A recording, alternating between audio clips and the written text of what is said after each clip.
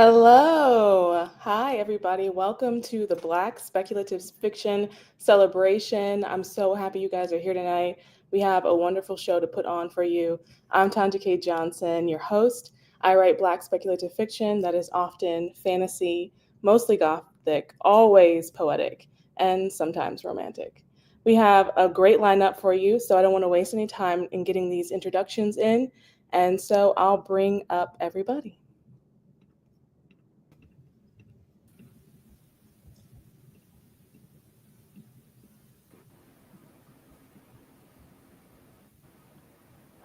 All right, I think everybody's here. Hi, how are we doing? Hi. Good, Hey, good evening, everybody.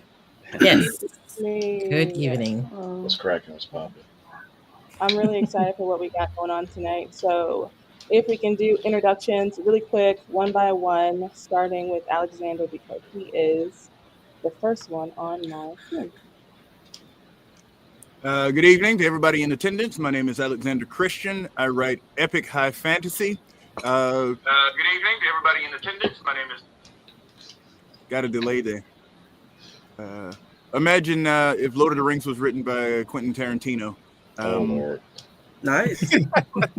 Awesome. a lot of diatribes.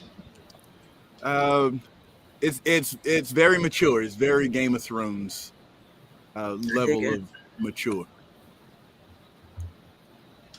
All right. So, we're going to go to next. EM, go ahead and introduce yourself. Hi, I am E.M. Lacey. I write a lot of dark fantasy. Um, Tends to be a young adult, leaning very heavy on the dark. Um, I'm excited to be here. I'm a big reader nerd. And I just love all things fantasy, all things horror. And you'll find me at Nice. Comic Cons, anything nerdy, I'm there. So I'm excited to be on the panel tonight.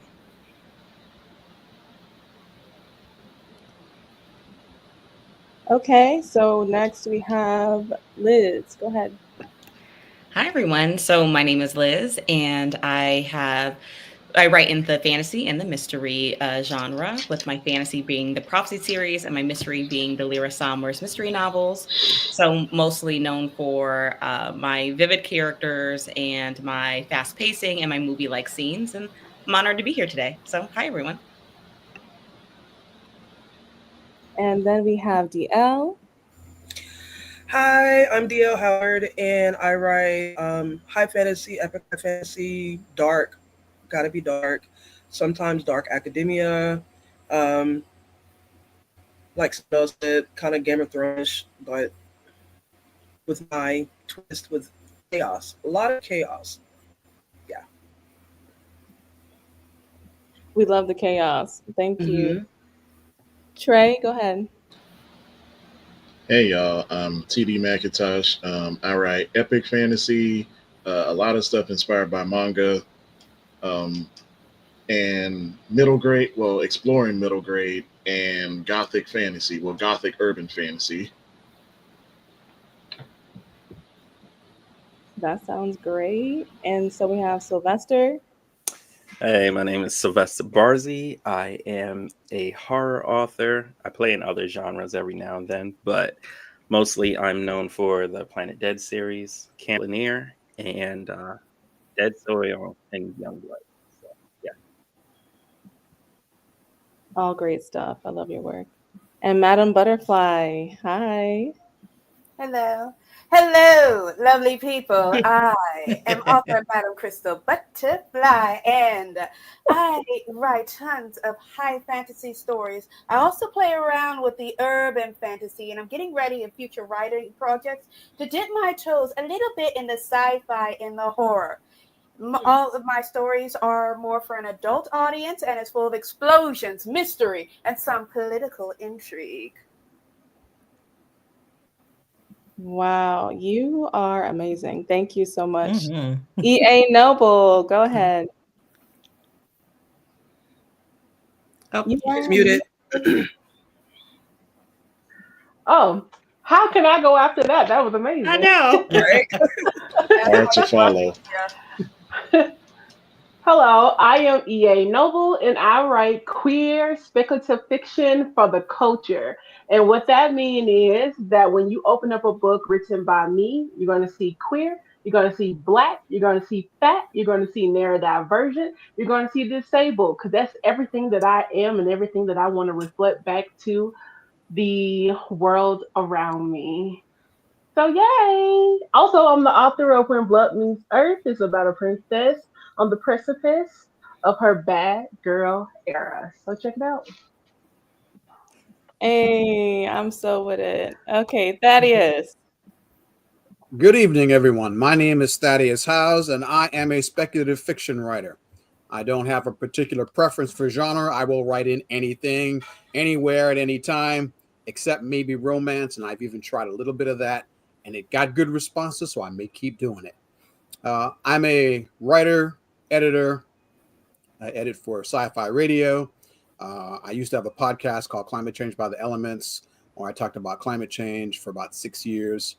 I write about comics. I am the answer man. So whenever you talk about comics, people come to me on Quora, and we write answers to weird questions about superheroes and just about anything else that we deal with. In the daytime, I'm a narrative writer. I work as a writer for a video game company called Wicked Fox Games. So I do a lot of stuff. Mhm. Nice. Thank you so much. Okay, we have the introductions done. I want to move straight into the discussion portion of our conversation because we have a lot to get through. So, yeah, we got the comments coming in. Oh, Thaddeus, they love you. We love you all. Okay, the locks are locking. Yes, EA. Okay. Let me pull up these questions and we'll get going. We did these introductions, everybody. All right. How does Black identity influence your writing within the speculative fiction genre? Are there specific elements of your culture or history that you draw from when crafting your worlds and characters? Does anybody want to go ahead and take away that first question? Oh boy, that's a lot to say. I am happy to because I am full of myself. Okay. So that is Alex. Okay, go ahead, Alex. Uh, I've come to realize that while largely we draw from medieval Europe for most popular fantasy, no matter the time period, there would always be slang, there will always be gangsters, there will always be hoodlums, there will always be the upper class and the lower class. And poor people have always lived the same. They do what they have to do to get by. They have to be creative. They have to be inventive. They have to be strong. And their view on life, their view on morals, on religion, on relationship is influenced by the world around them. And it's not so much the way it technically should be, but the way it is.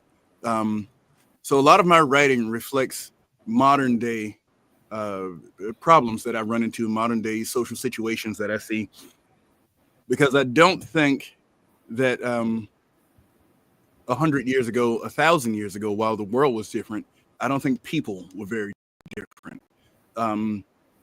So I think the urban experience that I'm living now, somebody somewhere in ancient Rome was living something very similar. So it has allowed me to be free to feel comfortable expressing my experience, even in this fantastic setting.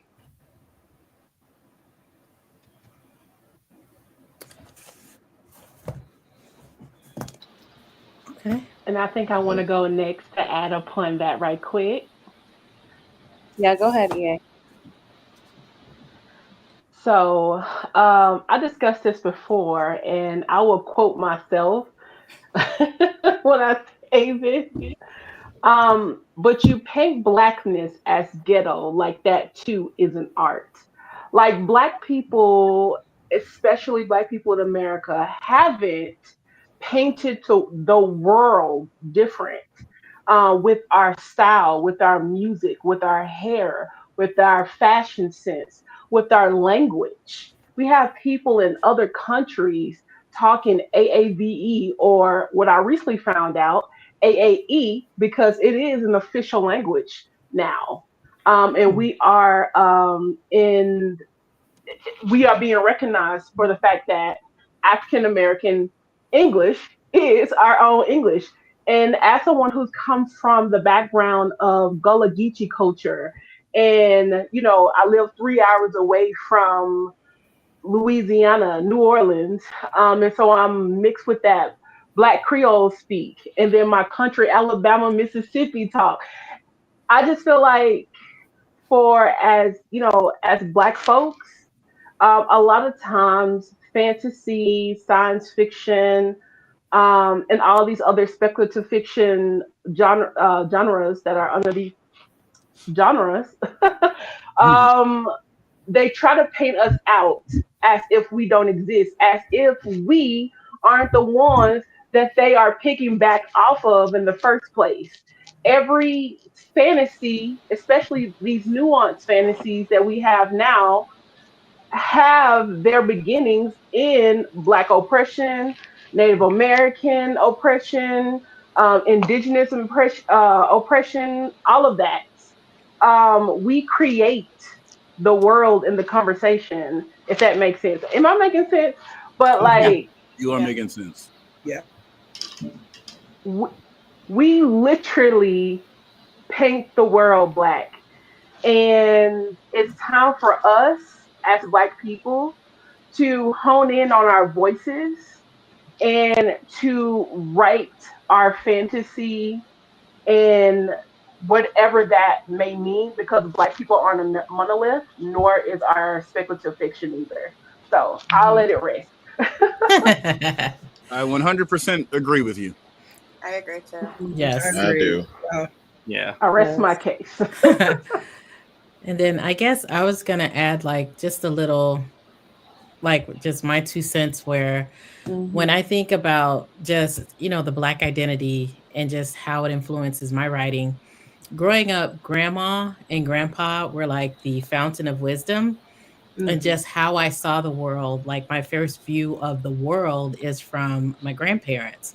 You know, a lot of what they taught me, a lot of what they say, and it sort of filtered the world until I branched out and started experiencing it myself, and then I made adjustments to it.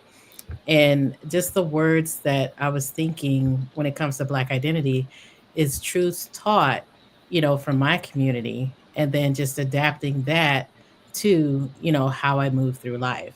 Hmm. Because I feel like a lot of what my grandparents taught me, still applies, and it just affects how, just I see the world and how I move through it. And yeah, so that's a lot of what I get when I work on my fiction. Like for instance, I have a short story, Homegoing. Um, Everybody knows when it comes to ancestors, when you do your funerals, how, it's like an honoring of those who passed, and just how valuable, that, just that wisdom is, and just paying honor, to your, just to your people in general. And I find a lot of what I read has a lot of that in it as well. Hmm. Yeah. So those are I guess for me, that's what I see when it comes to Black identity and how it influences my writing, you know.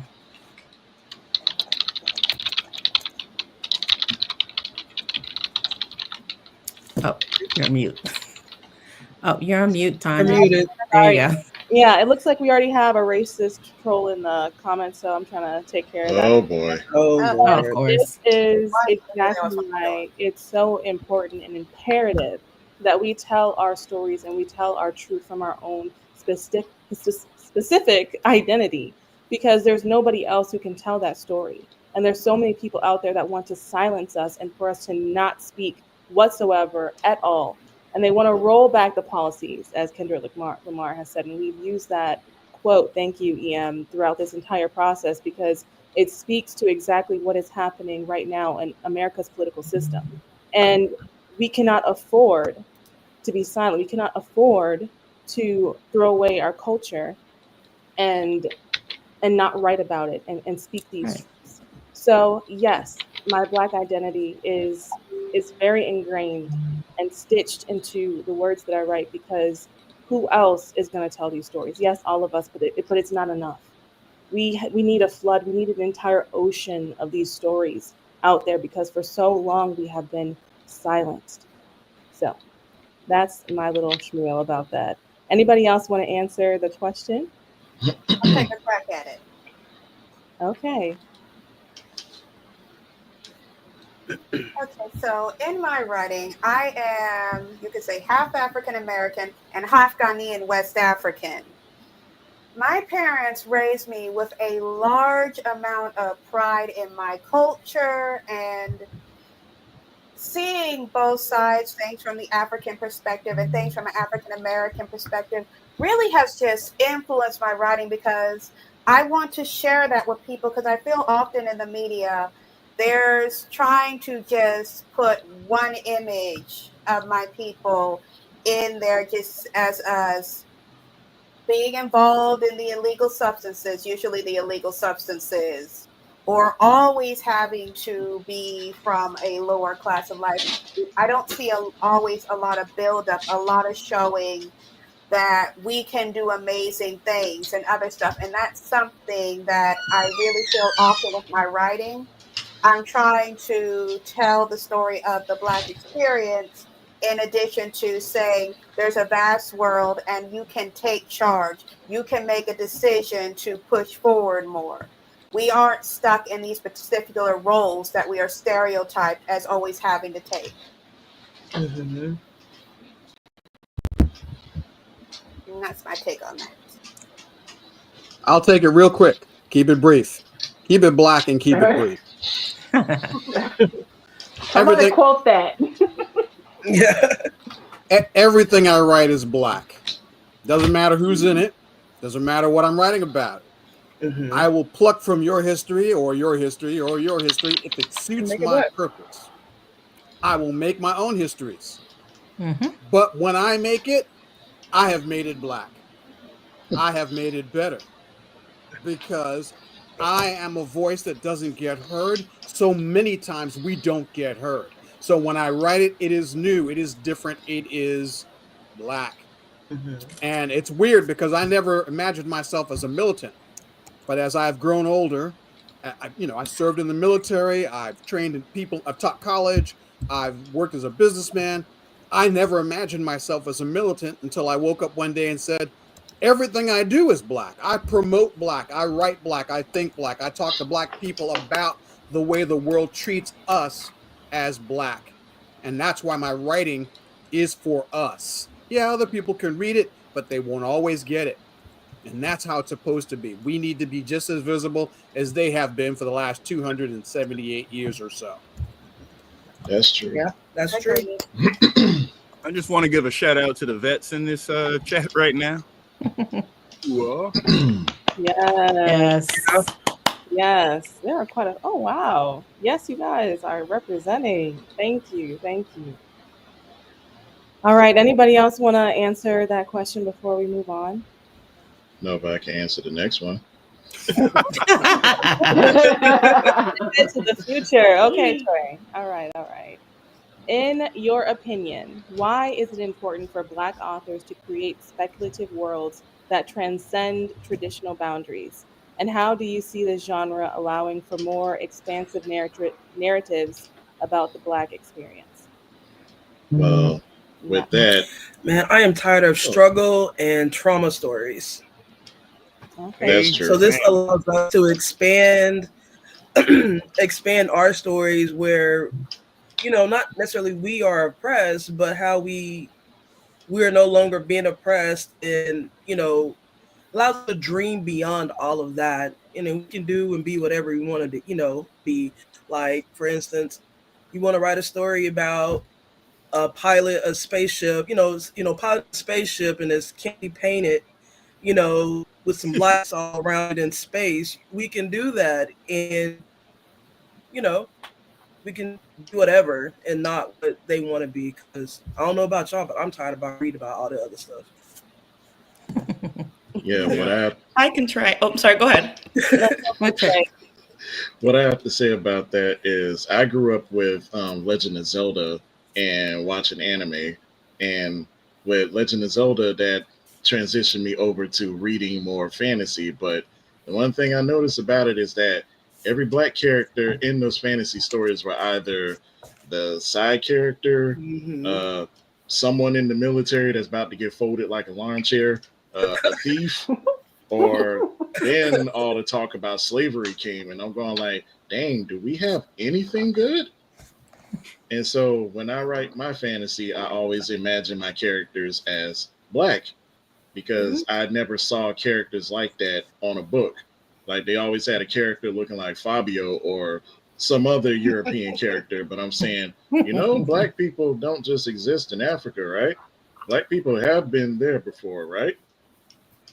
So Right. like, and then with speculative fiction, that's always what if questions. Like for example, I have a story where these two French witches, they find out they have history in Louisiana, and black people have always had magic. They're the only ones who had magic, and their rules are whatever you do, don't do something that's going to make people notice us. But then they find out that their grandmother, who is essentially immortal, tried to change the way that the Civil War went, how slavery went, and their family got exiled as a result. So then that bearing the question, why would y'all sit up there and let crap like that happen to y'all if y'all had the resources to fight back? So it's always questions like that you got to ask. What if? Yeah. Mm-hmm. I'll Well, wait for somebody to bring up Bonnie Bennett because I already know we have a lot of feelings about that lady. So, Liz, Yeah, did you wanna take this one? Yeah, so I think it's very important, especially in this genre, because I think when it comes to fantasy, magic, adventure, they always skew our characters younger, right? It always is cartoonized. And so I really enjoy creating adult characters, right? I have Eli and Talia, Yes. they're a couple, like married people, married black people still have adventure and they have character development, and we don't get to grow. And so I think it's really important for black people to tell our stories and to tell them throughout the ages, right? Not just limiting to a specific character or a specific age, because we we grow, we live, we take up everything. And kind of piggybacking what everyone else said, seeing us in careers that we don't get to see, seeing us do things that we don't typically do. um I'm an anime kid. I think the first black character I saw was from Bleach, you know what I mean? And so being able to create Chad. stories, right? you know, Mm-hmm. being able to be an adult and create adult characters or create more scenarios where we're seen, we just need more of that. And so I'll land my plane or pop my bubble there. okay, I was gonna add a little bit to this. It's like what I love about like black speculative fiction is super important because it inspires generations. Because I love seeing us in books, and I was introduced to black authors writing about black characters, about the black experience with Octavia Butler, Tanana Reeve, and just showing who we are, what we can do, who we can be. And then I know with Octavia, just how she blends just our culture and our history with the possible futures. I love that. And that's what inspired me to write. Like I'm aging myself, but I worked at the Miami Herald with Tanana Reeve as she was in the process of writing The Between. She was in the process of getting that published. And it was just cool to see someone who writes what I love. She writes horror. Her horror is very speculative, very, rooted in history, because I know her parents are like civil rights, activists. And you see a lot of that in her fiction.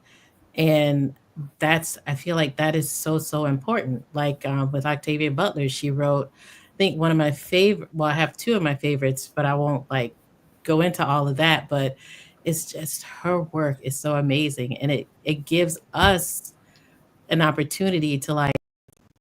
I feel like it gives us permission to like take the baton and keep it moving and keep and keep passing it on. Because yeah, that's I'll just leave it there. But I love speculative fiction, especially done by us. I don't. You're muted.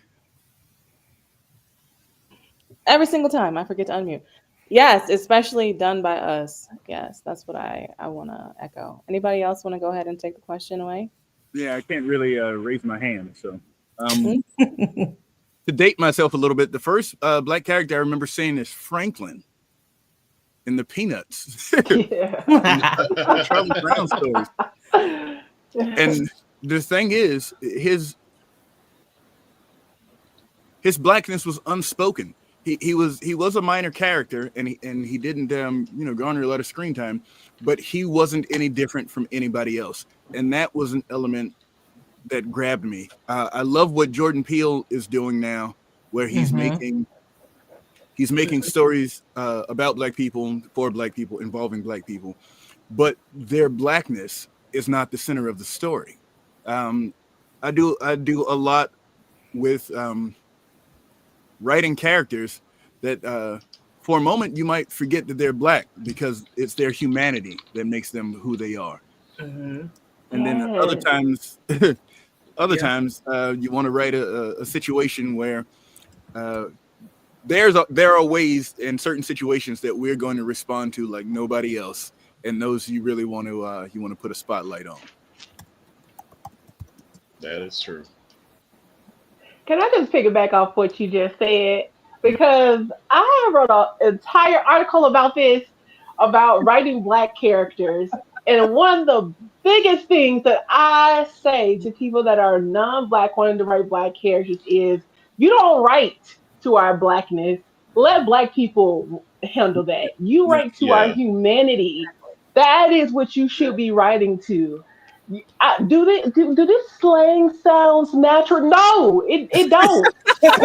Right to right to our humanity, not to our blackness. Allow black people to write to our blackness. We can have the conversations about our quote unquote blackness and what that means. But you write to our humanity. That is Mm-hmm. what you need to be writing to. So I'm gonna leave that I, alone. But yeah, I mm. wanna I wanna Yeah. piggyback.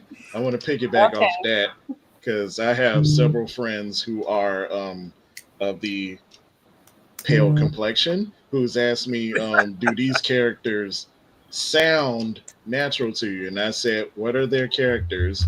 Well, she's black. Okay, and what else? Well, this, that. Okay, does it matter that they're black? No, you don't have to write them black though. They don't need to be black for this character to work. Why should I Mm-hmm. care? That's the question I always tell everybody. Why should I care about this character? Why is their only identity black? Yeah.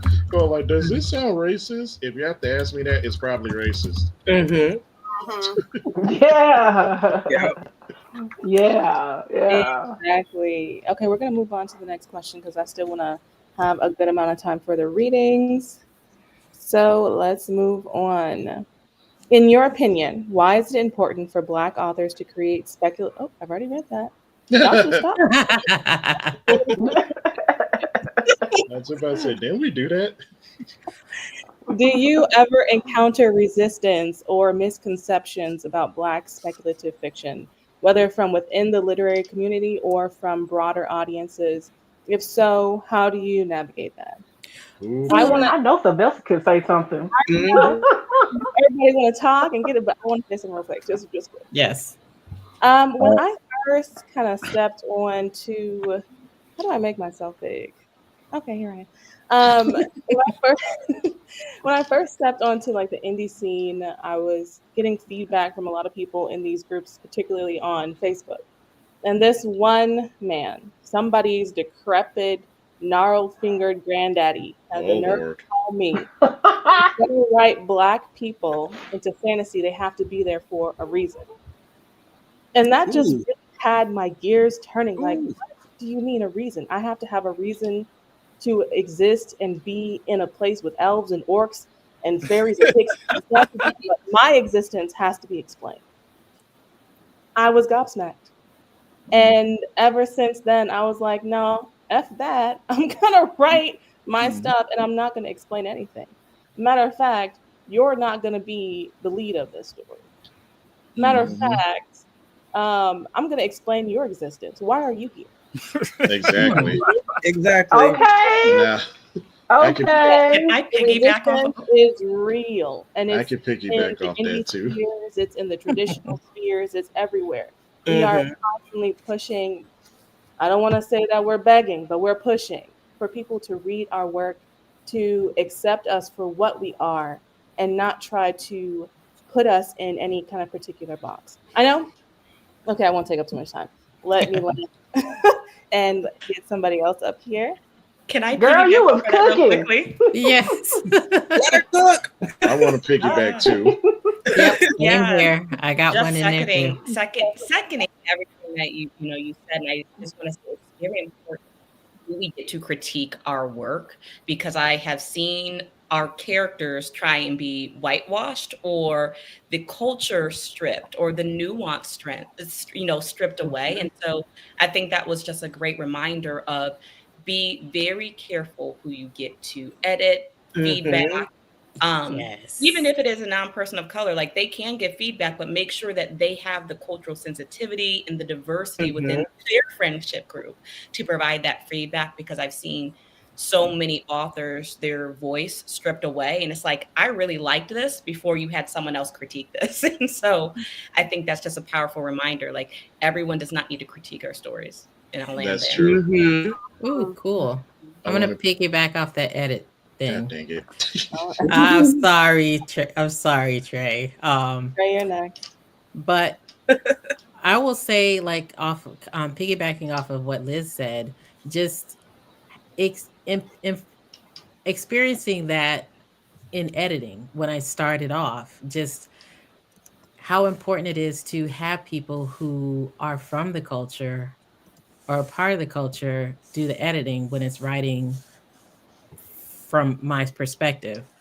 Because I've had an editor comment in my work for me to change names of characters because she didn't get it, but the story is set in Africa. Mm. And I'm like, why would I change the characters? There are no Bobs and Susans. It's like Yeah. the names are the names. Hmm. And then I actually had an editor ask me the question about my character's job. And I'm like, okay, she's fictional. Why she got to prove she got a job?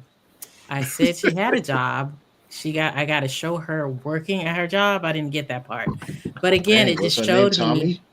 yeah, well, hey, but it was just funny that, that we have to prove ourselves even when it comes to someone editing our work.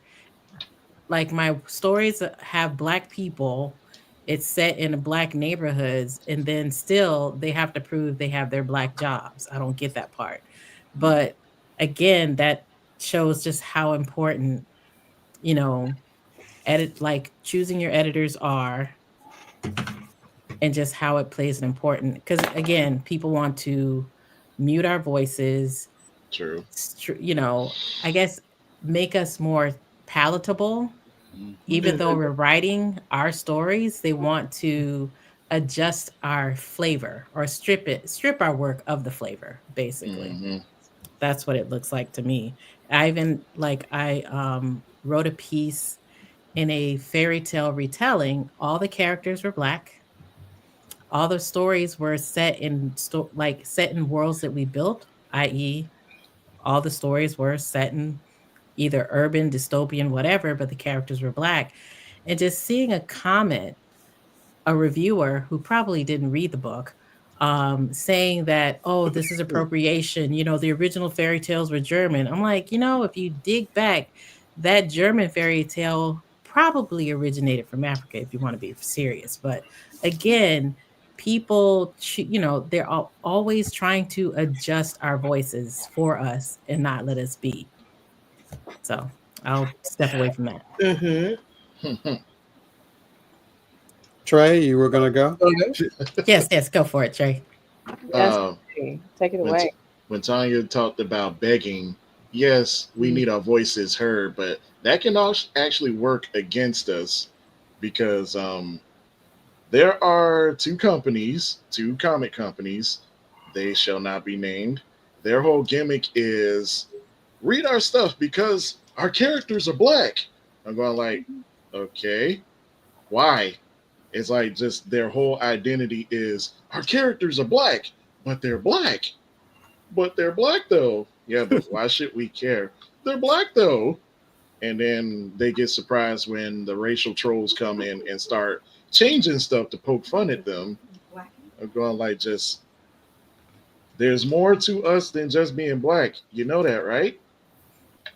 Like one of them in one company, because I was involved with this company, I had to write for them, trying to keep them as like blasé as possible. Um, their villain was a certain supervillain that we're all dealing with.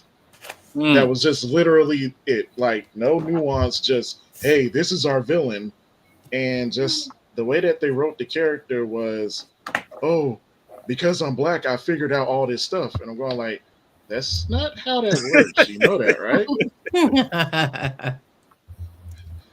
Yeah. I did want to chime in, if I may. Yes, you may. I was writing a story, and I had a couple other authors read it, and they said, "Love the character development, love your language, love the way that you paint pictures with words. My problem is, your main character is a black airline pilot. Nobody's going to buy that." Wow. Do they Wow. not think black people can fly planes? Do they not think that they are doing so right now? It was sometimes people show you how small the world is, and sometimes people show you how small they are. Mhm. Yeah. This was definitely a case of them coming from a homogenous environment where, bankers and pilots and doctors and astronauts are white jobs. Yeah. We gotta quote that. Yes. Quote it. They Yeah. legit think only white people can do that. Wow. And that kind of goes to them also saying like get readers, even get some black readers or even white readers or whatever. They're like, when you tell them that you write fantasy, they're like, oh, I didn't know black people like fantasy. Like, really? And then some of the other misconceptions we get is picking back off of the editing part. It's also just not with editing, it's with our book covers. You got designers out here who don't want to create books with black people on them because they say they're hard to market or hard to sell. So they don't want to do it. And then when they do it, they make it look like crap. Yeah. The reason why your book covers don't sell is not because you got black characters on there. It's because they ugly as AF. That's why. Black Exactly. people don't black people want pretty images about themselves too. We don't want to look Exactly. like that. You I have was this white woman on this white book cover. She all pretty and beautiful and lush. And and then you got the pale as black the character sun. over here. It be ugly as hell. Like she smokes 17 packs a day. Like, and don't ask me Like, to change the character stop. to look black. Oh man, you just don't even do it. Yeah, they don't know what that means. They just enlarge the lips and the nose, and it's Yeah, And then you get the people who only know black fantasy from certain things like Black Panther. Like with one of my stories, they're going like, "Can you write it more like Black Panther?" No, I'm not writing that. I don't care. I'll just look them in the face. No. Why don't you write it like Black Panther? Because I don't want to. I'm not trying to write Black Panther. They wrote Black Panther. I'm not. Sometimes you just got to be blunt with them like that. No. Yeah, I can go on a whole tangent about the covers and creating space for Black authors to feel comfortable buying covers that represent us in a good way. I created a Facebook group a few years ago called POC Cover Market, specifically for us because it was Oh, that so was your hard. group. I'm sorry. Oh I yeah, said, that was yeah, your that's her. group. Okay, Yes, That's yes. her. I was part of And it. I bet you there was somebody who asked, "Why is there only black people here?" And you had to go like, on purpose, yes. "Read the title." Yeah, yeah. All right, for all the reasons that you talked about, DL. But I don't want to stay there. Let's continue. Speculative fiction often grapples with themes of oppression, liberation, and revolution. How do you use these themes to reflect or critique systematic issues within both the genre and real world society? Okay. I think I'll take that one. All right, Thaddeus. I'll take Uh-oh. that one. All right, I destroy I destroy society for breakfast. I have I'm not Yes, Quote I surprised. love it! it. Somebody quote Yes, it! yes, I Breakfast have and yes. brown, please. That's Honestly, chaos I Thaddeus, I'm love. not surprised. I have no problem creating a story where whatever the worst part of society is, or whatever they're doing wrong this week, or whatever we're talking about 10 years or 100 years from now, I will write about it. I have no problem doing that because we need to start addressing the future because it is here. It's here right now. I don't know about Mhm. you, but I sat out the other day. It's February, late February. It's 72 degrees here. And I'm going, I remember when I first came to the Bay Area, it was 72 degrees most of this, most of summer. And by early September, you got a little heat. And that was great. And then it was over. It is 72 degrees in February. By March, it'll be 85 degrees. And by September, it'll be 95 to 105. And it'll be like that for 200 million people. We are on the precipice of destruction. So every time you sit down to write, always at least consider writing a story about how we survive our coming apocalypse. It's happening Mhm. socially, it's happening economically, it's happening culturally. So speculative fiction is great for talking about revolution. It's great for talking about ideas. It is great for postulating over making other choices that might get us where we want to be. This is that genre. Do it, write it, destroy society so you can make it better. And after you've destroyed it, postulate on making it better. We can do this. The future doesn't have to be like a thief in the night stabbing us and leaving. We could see it coming and we could act on it today. Mhm.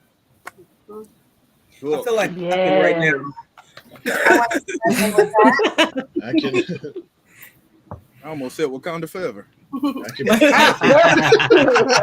I can piggyback off that too. I think didn't Madam Butterfly say she had something to Yeah, say? I want to chime in with that. Yeah, she can go first. Okay. Yeah, in my stories, I also like to maybe blow some stuff up and scream Mhm. a point because what I love with speculative fiction is because I'm working with a fictional world, I can do a lot more of what I want to tell a story that points out problems in the real world, like one of my more recent story, Perilous Love for Christmas. After a certain event in November, my brain did get some ideas because they were talking about, okay, they're going to take away a woman's right to vote and take away birthright citizenship and all this stuff. And it made me think, okay, fine, you want to do all that? What would the world look like with that? And I presented more of a dystopian world to make people think, when you read this, do you really want to live this way? Do you Mm. really want to be in a world where you have to beg for permission from people with all the money to do something basic for yourself or your family? Do you husbands want your wives to be so restricted in life they can't do anything for themselves and you're paranoid all the time about them getting hurt because all these laws and rules to oppress females have come out? And I write stories and I love speculative fiction for doing that because I want to say, people, this is the world you're offering. Are you sure you want that? Or do you want to think for yourself, stand up and fight back against this type of destruction?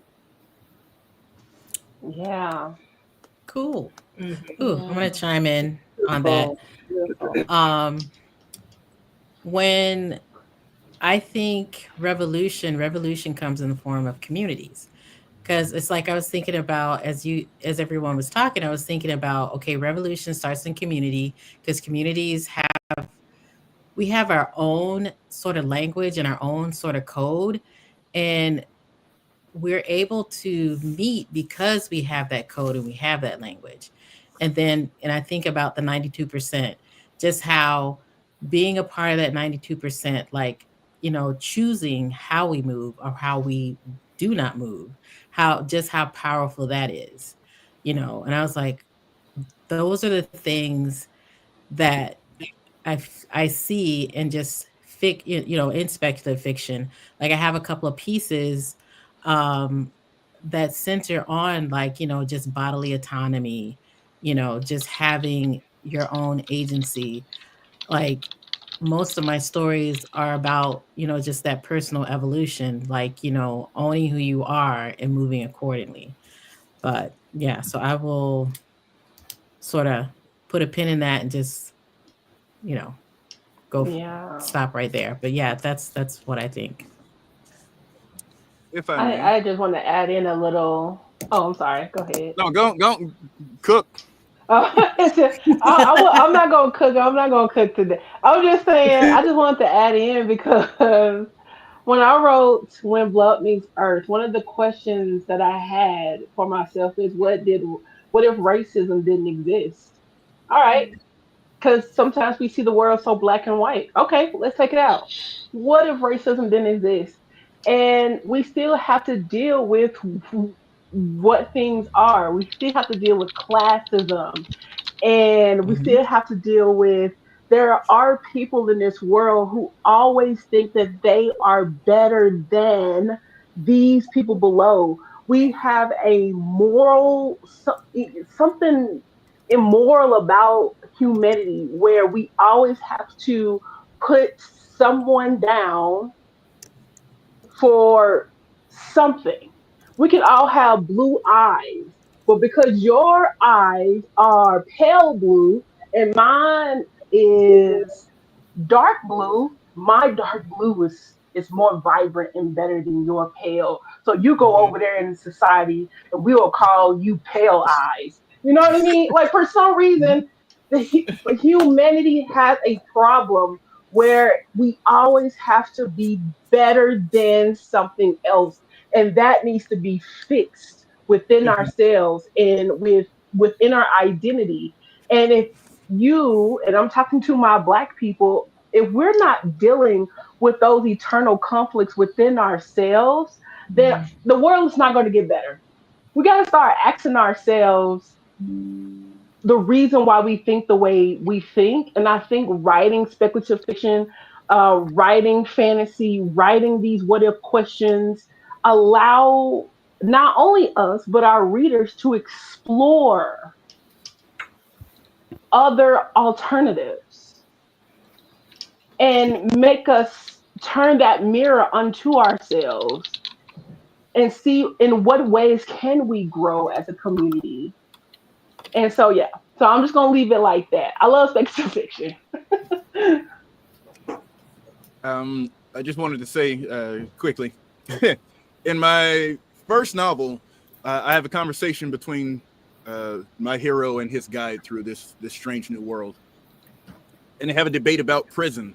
And the guide is saying that the point of prison is punishment, is to teach people that what they did was wrong and they shouldn't do it again.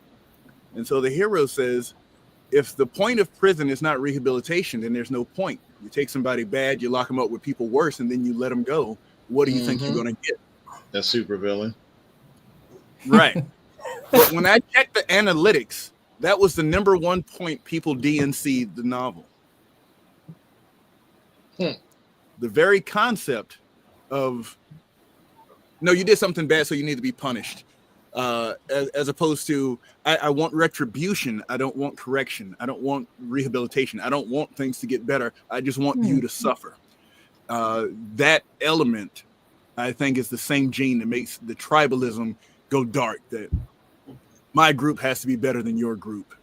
I don't know what to Mm. do about it, but it was staggering to me to get the analytics and to find that within those 3 pages, the people who did not finish it, that's where they dropped off.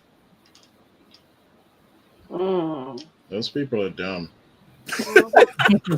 Yep. Yep. I, But I they don't are actually. consumers. I don't think they're dumb. I think they have been trained to Trained. believe that punishment is the goal.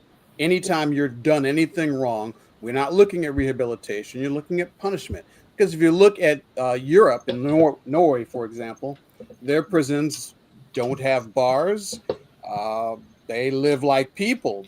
They are really rehabilitating them and demeaning them and mistreating them and putting them in inhumane conditions. In their mind, is self-destructive. It basically leads to more criminals. So, in their mind, if you want to rehabilitate people, you have to treat them like people. And Agreed. that's why Okay. prison here doesn't work. It can't make people better because it's cruel.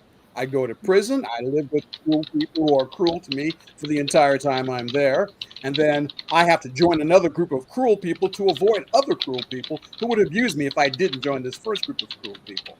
You feel the problem here? This doesn't make for rehabilitation. This means that now when you leave prison, you're going to go back to being cruel. It's what you know now. It's what you've Right. learned. And so that's not making things better. We have 2 million people in prison.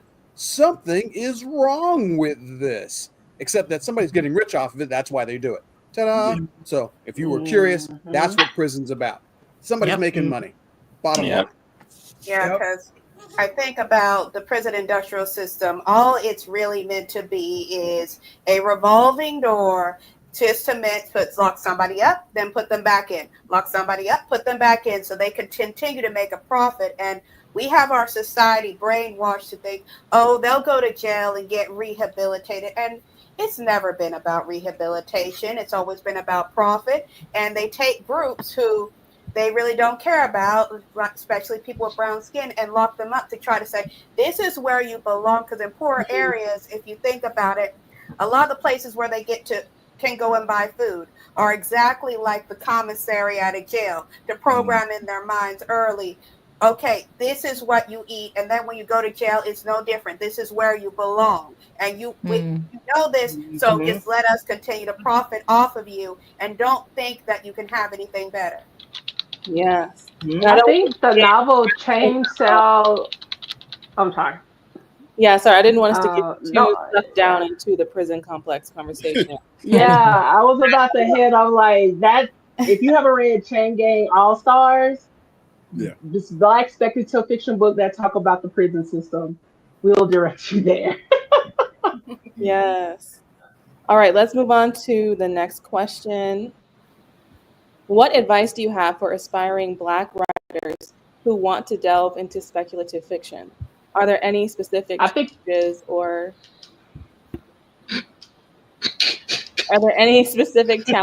opportunities you think they should be aware of as they begin their journey? Just right. Sorry. Yeah, exactly.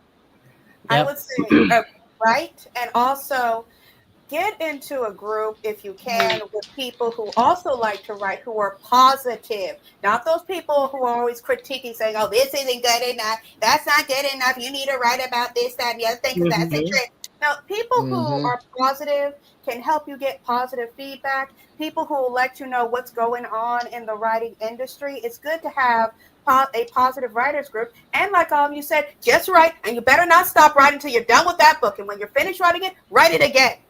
Madam Butterfly, who hurt you?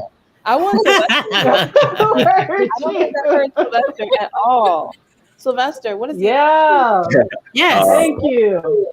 Now, I think you should definitely focus on who you're writing for, who that audience is, because then for me, it helps me block out everybody else who's got negative opinions and all the racists that come into my comments and stuff, because I already know that I'm not writing for them. I'm focusing on the community that I'm trying to build and the people that I'm searching for. So I think new writers, they just need to, just know why they're getting into it, who they're trying to reach, and then just, stay with that, stay in tunnel vision, keep your head down. And your lane and just keep going and knocking out your books. Because I mean, there's tons of people out there that just hate you because you're Black. I've gotten tons of reviews that are just like, we just did Camp Lanier, and every like 1-star review on Camp Lanier is from a white person. So it's just so I try to tell Black authors that they just can't focus on that. I mean, drag them when you can, yeah, most definitely. But don't focus on it. Thank you for Point your that non-melanated thoughts.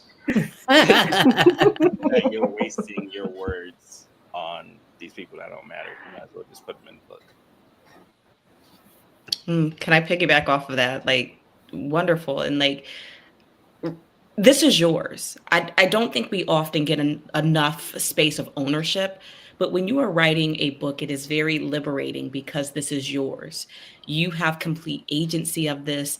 This is yours at the end of the day. And I think remembering that will, there's so much information you have to filter in, right? Whether it's, I want to be entertaining for the readers. I have this feedback for the editor. There's a lot of information, but at the heart of it, you need to remember that this is yours. What is the story that you want to tell? What is the character?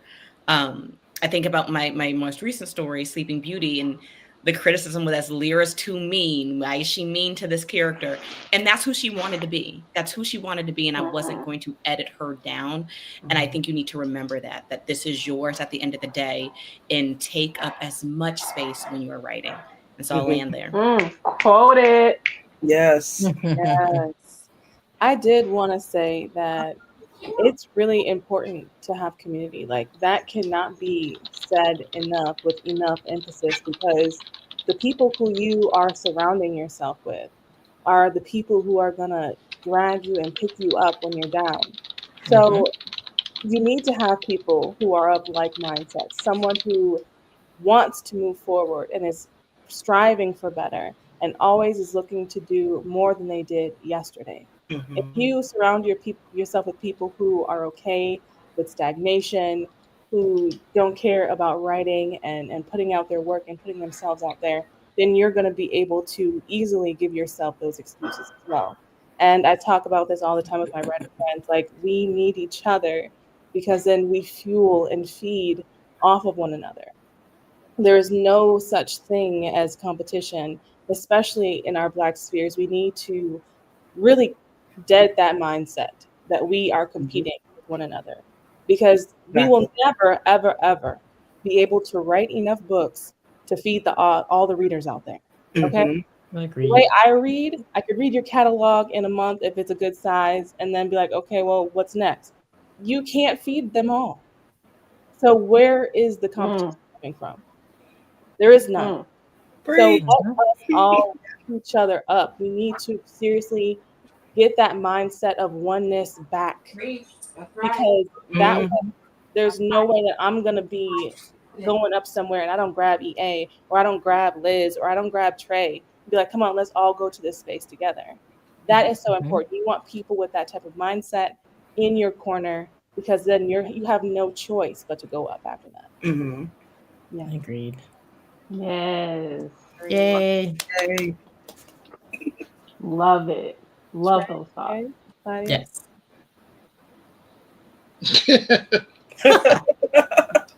If there was anything I was going to tell a new writer, and you already know what it is, read. For some reason, writers today somehow don't think they have to read anything to be a good writer. Yes. I understood that.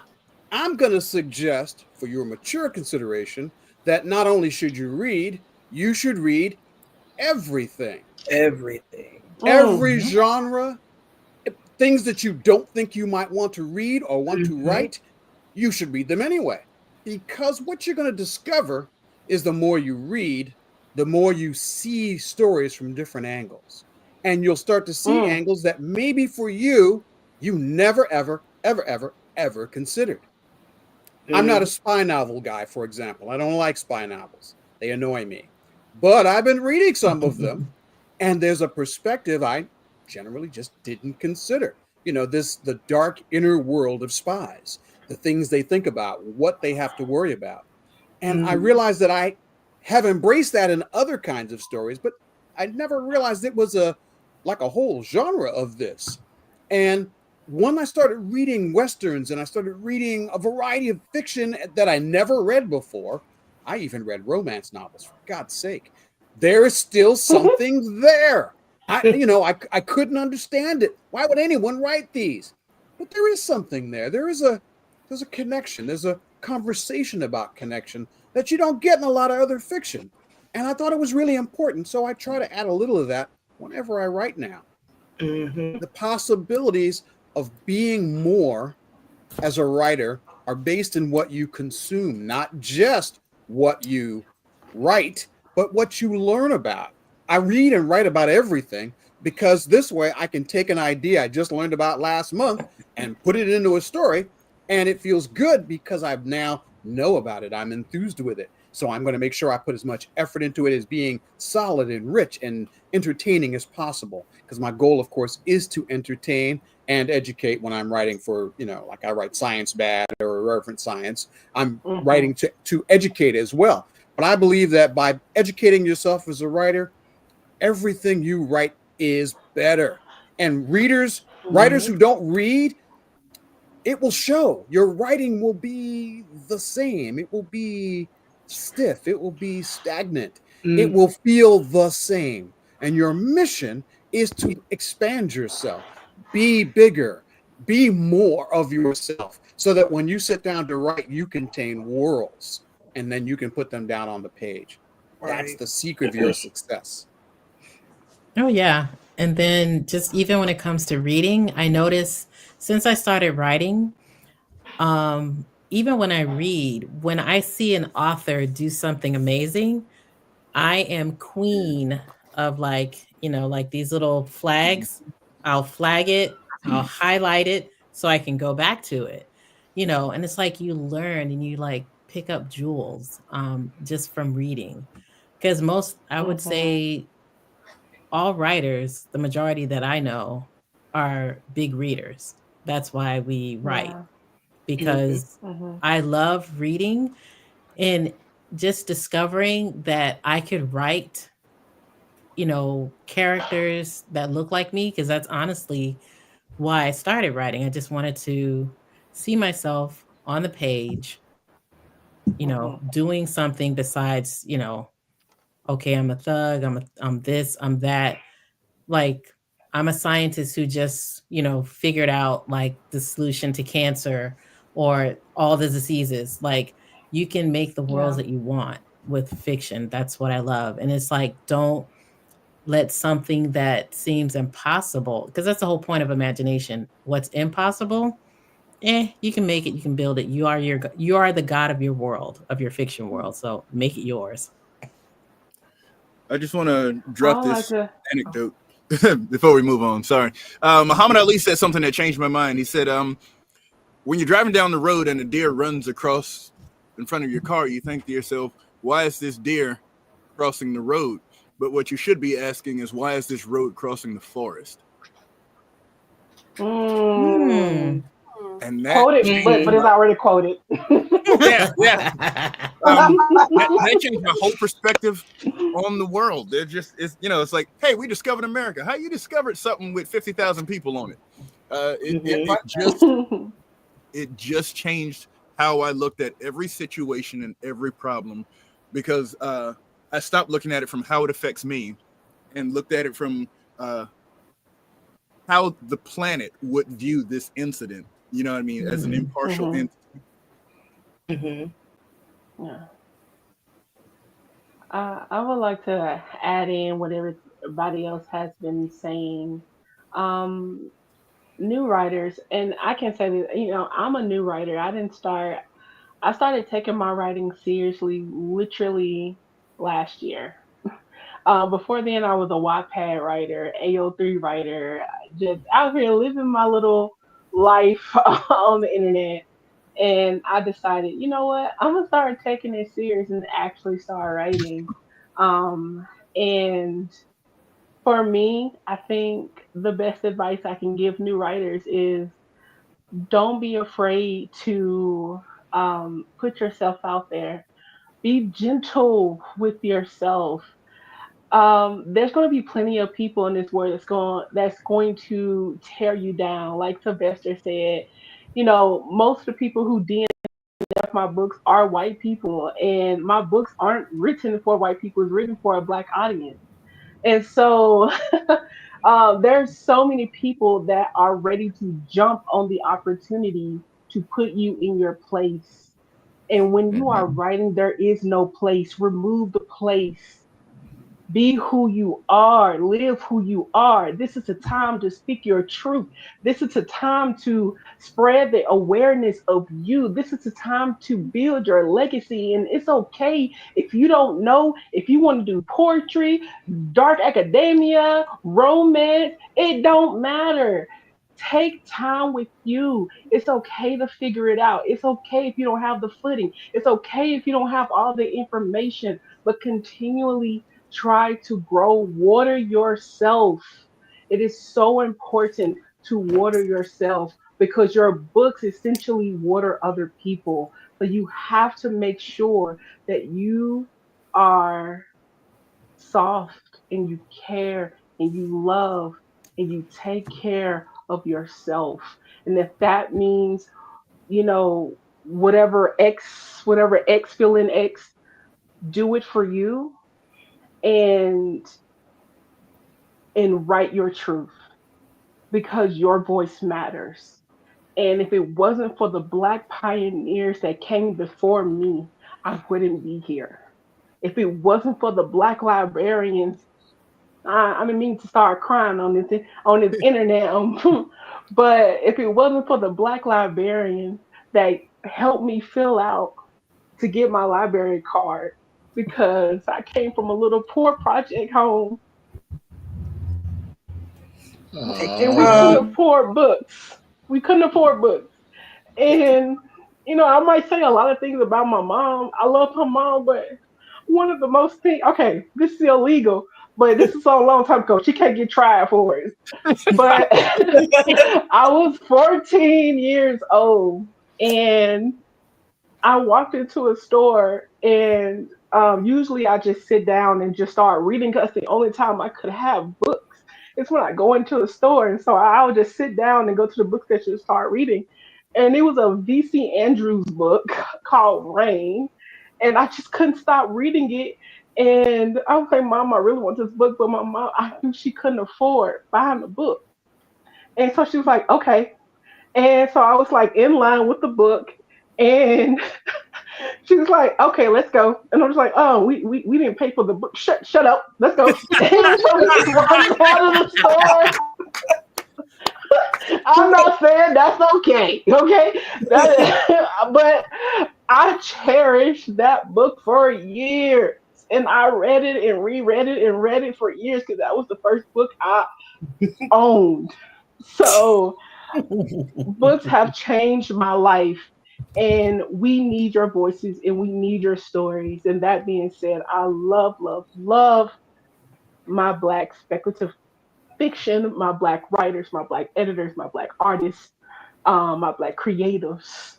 Keep doing you, and create, not even create space, abolish space, Mm.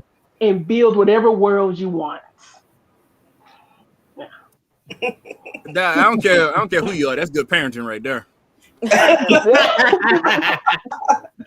And like you said, yeah, just create your space. Better yet, demand your space and don't care who says no. This is your space, nobody else's.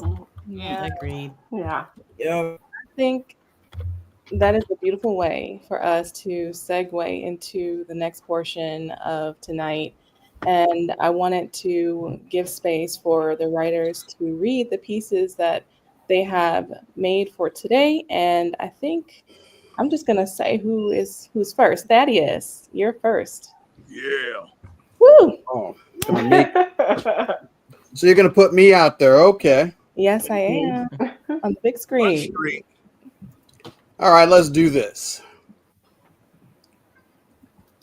This story came to be on a humbug. A lot of times I write stories because I find a picture that I like or find a piece of art I like. And there was a piece of art on the cover of in a Facebook feed, and it showed a picture of Dracula laying next to his coffin, and his cat is in his coffin. And I decided I needed to go there. So let's go there. Dracula's cat, Persephone. I am sure there are days when Dracula had to sleep in the basement in the same room as his coffin, but couldn't get inside it. Why? Because his cat, Persephone, was already there. He's not afraid of her. He's embarrassed by his failure, his weakness. All he had to do was apologize. Refusing to do so meant the two of them were passionately at odds. Learning about their relationship later, I like to think it was the last time Dracula experienced anything close to being human. Now, as you may know, Dracula is a vampire, and depending on whom you ask, he's a legendary figure with plenty of stories told about him. Some of them are not true, or so he tells me. After a night of wild carousing on my part, he stops in a bar and sat down next to me. He's quite drunk and introduced himself casually. I assumed he was just another goth fetishist with a thing for capes until he smiled. He had abnormally large canines and eyes that burned with an icy fire. I sat back on my stool without even realizing I'd done it. Vlad Dracul at your service. He waves his hand to the bartender, and a libation appeared momentarily. No words were spoken. He was evidently a regular. It was the same beer I was drinking. Without much ado, he mentioned that one of the things he didn't get to have a lot of was friends. He admitted that people take the whole "you might be dinner if I'm particularly peckish that night" thing very seriously. I related to that perspective, frankly. He also revealed he was never invited to dinner parties. You eat one groom at one wedding and people never shut up about it. Anyway, Vlad told me he'd been alone for centuries. The Dallians here, outliving 6 or 7 wives or husbands over the years, more than he could count. They just got boring.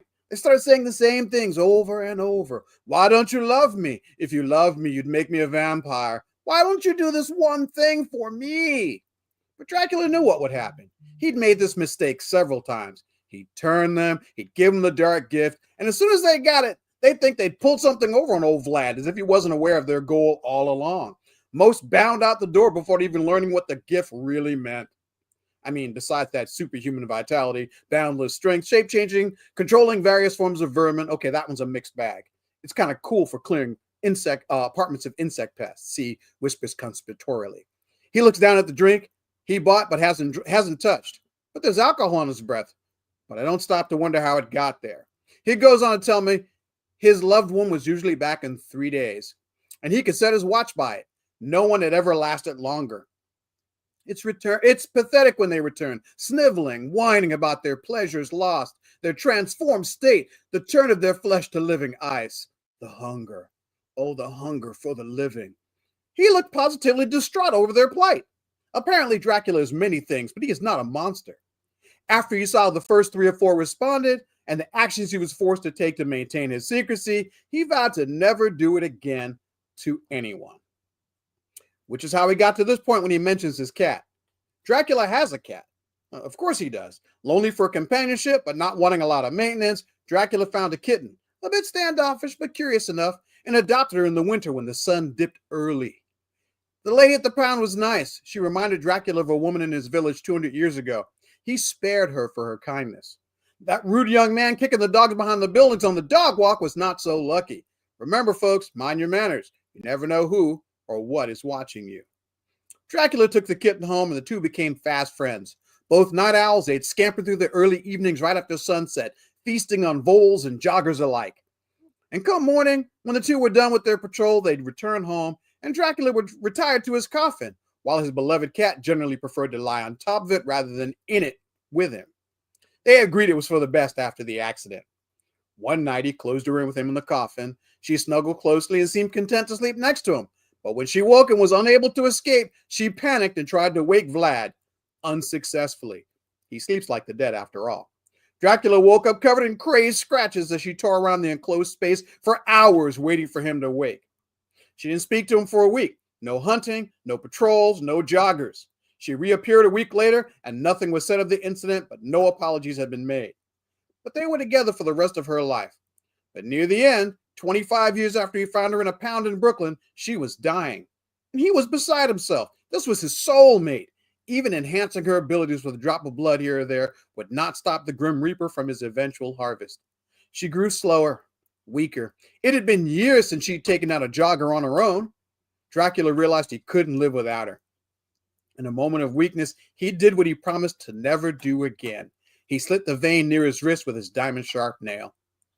Forgive an old man his selfish indulgences, my sweet Persephone. And the dark gift swept into her. Her age fell away in hours. Her breathing eased, then stopped. And then it started again, slower, colder, darker. Her eyes popped open. The baleful glare caught Dracula off guard. She was pissed. Dracula reached out his hand, and her guttural growl was the one she used when she was preparing to take down a particularly large jogger on a mountain pass. Dracula wisely withdrew his hand. Most days their relationship is good. They do all the things they used to do when she was younger and still alive. They take strolls in the park. They stop and listen to jazz in the evening. Persephone rides on Dracula's shoulder, more shadow than cat, and women gaze at her as Dracula takes his pick of her admirers. The two of them are so much more together than they ever were separately. Yet some night, Persephone resents her state, her unending beauty, her wait for a death that will never come. It is unnatural, a wrongness unbearable. On those nights, especially those nights, Dracula wisely sleeps on the floor of his tomb while Persephone stares from his coffin, her frustration seeking an outlet. Dracula tells me this story, sobering up slowly. He slides the beer over to me, having never touched it. Suddenly, I feel a shadow sliding up my leg, and a pair of glowing green eyes appear on the bar before me. No one else seems to see it but me. Dracula stands up, smiles that terribly toothy grin, and invites Persephone onto his arm. She glides up to his shoulder and settles in. You should probably go home and never come back here. This is one of her favorite hunting spots. Mine too. If you'll excuse me, I spotted someone interesting. Dracula, the bouncers were breaking up a fight, and Vlad escorted a man to the back, to the exit of the back of the nightclub. He was gone for just a moment, and when he returned, a bit of lightness was in his step. I finished my beer and watched Dracula, Lord of the Vampires, dancing in a nightclub with a black cat on his shoulder that nobody seemed to notice. She turned her gaze toward me, her brilliant green eyes flashing in the club lights. She disappeared from Vlad's shoulder. I dropped a 20 on the bar and ran out the door. I ran to my car and discovered all four tires were flat. I waved for a taxi and one pulled up. As I opened the door, Vlad Dracul appeared over my shoulder, towering, whispering, "She's giving you a head start. She loves to play with her food." He slammed the car door and told the driver where to drop me off. Only as the driver dropped me away did I realize he knew my address. As the car rolled into the night, I heard a voice in my head. "I hope you make it. I think we could be friends." Thank you. That was amazing. Yes. Thank you so much, Good. Thaddeus. I love this story. It is so much fun. All right, we're going to Thank you. I'm glad you like it. on in order. So, Trey, you are up next. Great. Now I'm on the spot. Okay, so my story is called The Last. Can y'all hear me? Yes.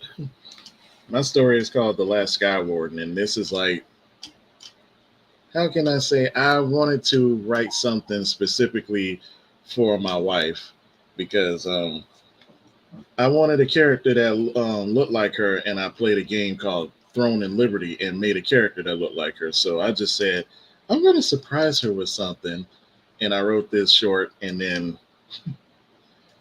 well, here it is. Tell me what y'all think. And also, I kind of sort of do voices and inflections sometimes, and I have a radio voice. The cold wind nipped at Ishara's face as she adjusted the fur-lined cloak around her shoulders. Her breath fogged the crisp mountain air, the sky above a canvas of swirling clouds. In the distance, the ancient ruins of the Sky Spire beckoned, standing tall against the rugged backdrop of the hollow highlands. They whispered of old magic and forgotten oaths. Ishara had come so far, too far to turn back now. Ishara shivered as she walked, her green leather armor light yet sturdy, lined with white fur that framed her deep brown face. Ashen gray hair fell around sharp, watchful eyes, and a long sword rested across her back, its worn straps hinting at countless battles. Though unburdened by a heavy plate, she carried herself with quiet assurance, every step measured, every motion ready, like a hawk poised to strike. Soon, she thought, soon I'll prove myself worthy of the Sky Wardens. Her fingers brushed the hilt of the blade, the metal cold and reassuring. Aro stirred beside her, the small dragon scales catching the flickering light of a nearby brazier. He wasn't yet a mighty beast, but no more than a hatchling. But in his golden eyes there was an ancient intelligence, a connection that ran deeper than the bond between rider and steed. We're close, she whispered, her voice barely audible above the wind. Aros tilted his head, as if understanding, though his wings fluttered with an ancient tremor. Ishara's heart pounded in time with her steps as she approached the carved stone doors of the Sky Spire. For months she scoured the ruins of the highlands, searching for any hint of the lost rites of awakening, the ritual that could restore the strength of the Sky Wardens and awaken the dormant power within Aros. She was the last of her kind, the final bearer of the Sky Warden's mantle, and if she failed, their legacy would die with her. With trembling hands, she pushed open the heavy doors. The ancient hinges groaned in protest, and a wave of stale air greeted her as she entered the cold, shadow-choked chamber beyond. Inside, the Sky Spire was as she imagined it, majestic, inspiring, but desolate. Towering pillars lined the hall, each inscribed with the glyphs of a forgotten language. Sorry, sorry. Oh, I had to catch my breath. At the center of the foyer, a massive granite stone glyph sat upon a raised die, glowing faintly with ethereal light. As Ishara approached, the warmth of his power washed over her, and her vision swam with flickers of memories long forgotten. Battles fought in the skies, dragons soaring above mountains, and a world of peace held together by the strength of her ancestors. But it was more than a memory, it was a promise. Ishara knelt before the glyph stone, her heart heavy with the weight of destiny. She reached out a hand, her fingertips brushing against the cold, smooth surface. The stone pulsed beneath the touch, and suddenly her mind was filled with a voice, deep, resonant, and commanding. Only the worthy may awaken the bond. Only those who know true sacrifice. The chamber shuddered as the trial began. The glyph stone split open, and from its depths a ghostly figure emerged, a sky warden of old. His armor gleamed with ancient power, and his eyes were fierce, yet sorrowful. Kyros, his name appearing in her mind, hovered above Ishara, his clothes an ethereal visage of wear and tear. He looked as if he awoken from the moment of death, a glorious blaze, his epithet of legacy, his spirit bound to the stone. Ishara Highwind of the Highlands. Kiro spoke, his voice echoing through the chamber. Do you seek the right of awakening, to restore the bond between rider and dragon? Ishara straightened like a bar. Her resolve was hardened. Aros perched on her back and rested his head on her shoulder, warbling concern in her ear. I do, she answered. I seek to restore. Then prove your worth, child of sky and storms. Face your greatest fear, or be consumed by it. I'm ready. Without warning, the air around Ishara shifted. The stone walls dissolved into a blur, and suddenly the sky spire disappeared.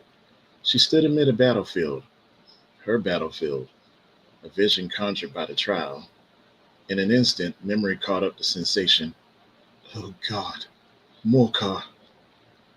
Ishara's heart pounded with anxiety. Anxiety she thought was trained out of her, beaten out of her by her father. He cut corners, but what else could you expect from a dying man? Morcar was a force of nature. His men drank the rivers dry and moved like a swarm of locusts. Before her, Morcar's forces loomed, shadowy figures with glowing eyes, all brandishing weapons forged with dark magic, the taint left behind on her people's corpses. At the center of the horde stood Morcar himself, a towering man draped in shadow, his eyes burning with malevolence. Ishara seized in terror. The vision was too real. The stench of scorched human viscera and dragon blood and smoke filled her nostrils. She could hear the cries of her people, the Sky Wardens, as they fell one by one, defeated by the darkness they sworn to stop. She faltered, fear rooting her in place. The last Sky Warden, that was her. She was standing where her ancestors had fallen. I'm not strong enough, she thought. I'll fail, just like they did. But a low growl in her ear brought her back. Aros went rigid, his wings spread wide, his small frame trembling with defiance. His golden eyes locked onto hers, unyielding. They were in this together. Trust him, a voice whispered in her mind. Whether her own or Kiro's, she couldn't tell. He trusts you. Ishara nodded. Drawing a sharp breath, she lifted her sword. Let's end this, she muttered. With an inhuman howl, she charged into the fray, arrow screeching on her shoulder. The enemies proved fierce, their dark magic biting at her every step, but she fought back with everything she had. Ishara struck with precision and fury, while arrows belched powerful flames. Their bond deepened with every swing of her blade and every scorching breath. At the heart of the vision, she confronted Morcar. He was long dead, but the vision provided a convincing facsimile. The Shadow King loomed over her, his laugh cold and cruel. But Ishara stood her ground, her sword gleaming with the light of the Sky Wardens. In one fluid motion, she plunged her blade into Morcar's chest, shattering the illusion. He was dead. She had to remember that. She impaled her fear, not the Dark Lord. Her father already saw to that, his life the price for ending Morcar's threat. The battlefield dissolved in the mist. She found herself back in the Skyspire, standing before Kiros. He nodded, his spectral form beginning to fade. You faced your fear and conquered it. You are worthy, Sky Warden. The glyph stone pulsed once more, and a surge of energy flowed through Ishara and Aros. She could feel it, like lightning, the bond between them strengthening like iron, deepening like a ravine. It was though their souls intertwined with each other, their fates bound together by an unbreakable chain. Aros roared, quaking the chamber. His wings unfurled as he grew before her eyes, no longer the hatchling she protected. No longer the hatchling she protected since he peeked out of his egg, but a creature of true power. His scales shimmered with radiant light, his eyes glowing with etched wisdom of their kind. Ishara stood tall, her heart swelling with pride as she nestled in his neck. She had passed. She had become a Sky Warden, truly. But as the light of the glyph stone faded, Kiros' final words echoed in her mind. The battle had just begun. Ishara glanced towards the horizon as they exited the Skyspire, where dark clouds gathered over the highlands.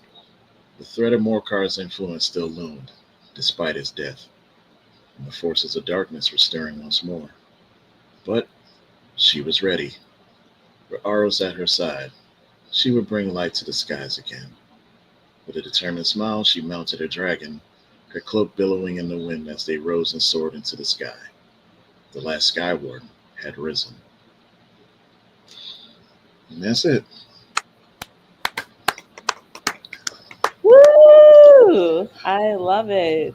Thank you so much, Trey. Some deep imagery right there. My tongue went dry like once. That's why I had to like reset myself. Okay, so I am up next, unfortunately. So let me get these things popping down here. This is a piece that I wrote because one of my dear friends says that she loves grandmama stories. So, and thinking about her, I wrote this piece, and I hope she likes it if she's out there listening. By the way, it's called "The Song of the Living." Okay, if I can have everybody mute, please. I still hear someone clicking. When the trees start to smell sharp and crisp, I know the dead things are coming. That warning scent perfumes the air now. The fading summer gale bellows over a field of rolling wheat. Golden stalks bow to the forest like cracked swan necks. They waltz to the tune of pine breath, peer away to the riotous rhythm of rot, carried from the dead things, shambling in a mass through the mountains. Below the craggy pass, craters blister up from the earth's surface, oozing brackish slime. We're mostly alone out here. The land too wild, the wind too full of teeth, the rivers rush brutal as tempest waves. Only small pockets of living rough the backwood to form small, fortified settlements. It's safer in the cities, with their high electric walls, because when the trees tear up their roots and run, the dead things are close, and only the ancestors can save you. Grandmama, the trees are moving again. I shout over the wind toward our house. A tattered screen door bangs open from the kitchen, making the chickens squawk and flutter their feet. Grandmama limps onto the back stoop and squints into fading sunlight, mouth a thin line in a granite cut face. Her waist apron is smeared in gore. She'd been busy cleaning and boiling chitlins, and the awful stench of excrement dogs her heels. Open air had been my only refuge from the odor, and I'd enthusiastically volunteered to take over the day's outdoor chores. Fresh linen dries on a line for my labor. A warm, upward draft carries the fabric, spreading the clean scent of soap and river water. Grandma scrubs her well-worked hands on an ivory kitchen towel as she searches over the southern wall toward the distant oak stand. Raw guts splat on the cedar panels at her feet, and a trail of fast-moving slugs lap up the carnage. Innards still cling to her knuckles, speckling her walnut-brown hands in tiny, pale constellations. Those hands can tan a hide just as easily as they can soothe tears or sign the song of the living. Her fingers move in a blur. Get your behind in the house. We got work to do. Ain't no trees walking around today. I'm about to argue that the forest really didn't move, but the young maple sapling that makes good switches sways, catching Grandma's attention. Those coal eyes are sharp as her kitchen knives. Yes, ma'am. I can't help but tear one more backward glance at the horizon. The setting sun bleeds saffron and peach hues into the hills. The wheat field is alive with a burning glow as the last vestiges of day give way to night. I try to imprint that brilliant palette into my brain to paint later, but the shape of the world is slippery, now more than ever. The ground rumbles, just a slight tremor. The dead things smell worse than chitlins cooking, and they are so hungry. I know Grandma feels them coming too. The kitchen towel slips from her palms, and she's grabbing at my shoulders, urgent, trying to shove me inside. In a panic, the stupid chickens have flown the gate, circling their coop, and scatter in the backyard. Hurry and lock the doors, I signed to Grandma. I'm coming. One-handed and trembling, she tells me, no, I'll do it. Out here, those chickens are a lifeline. We haven't been able to keep proper livestock since Daddy died. With that leg, I say back. She shifts tenderly on her twisted foot, but I don't give her the chance to argue and dash for the escaped hens instead. I know Grandma gonna be hotter than sugar grits. Even still, one of us had to do it. The horde forages for living skins to slip into. They don the stolen flesh until it's maggot riddled and rotting off them, and then they discard that ruined carcass to find something else to wear. I press my legs into a downhill sprint, allowing the momentum to carry me faster. I scoop up the first chicken by the neck just as the second tremor hits. It rattles through my bones. 3, 4 seconds. The trees are moving. I see their silhouettes shifting along the horizon as they run. The dead things are here. Another chicken thrashes as I catch it by the wing just as it's about to take off. Blasted creature scratches up the inside of my arm.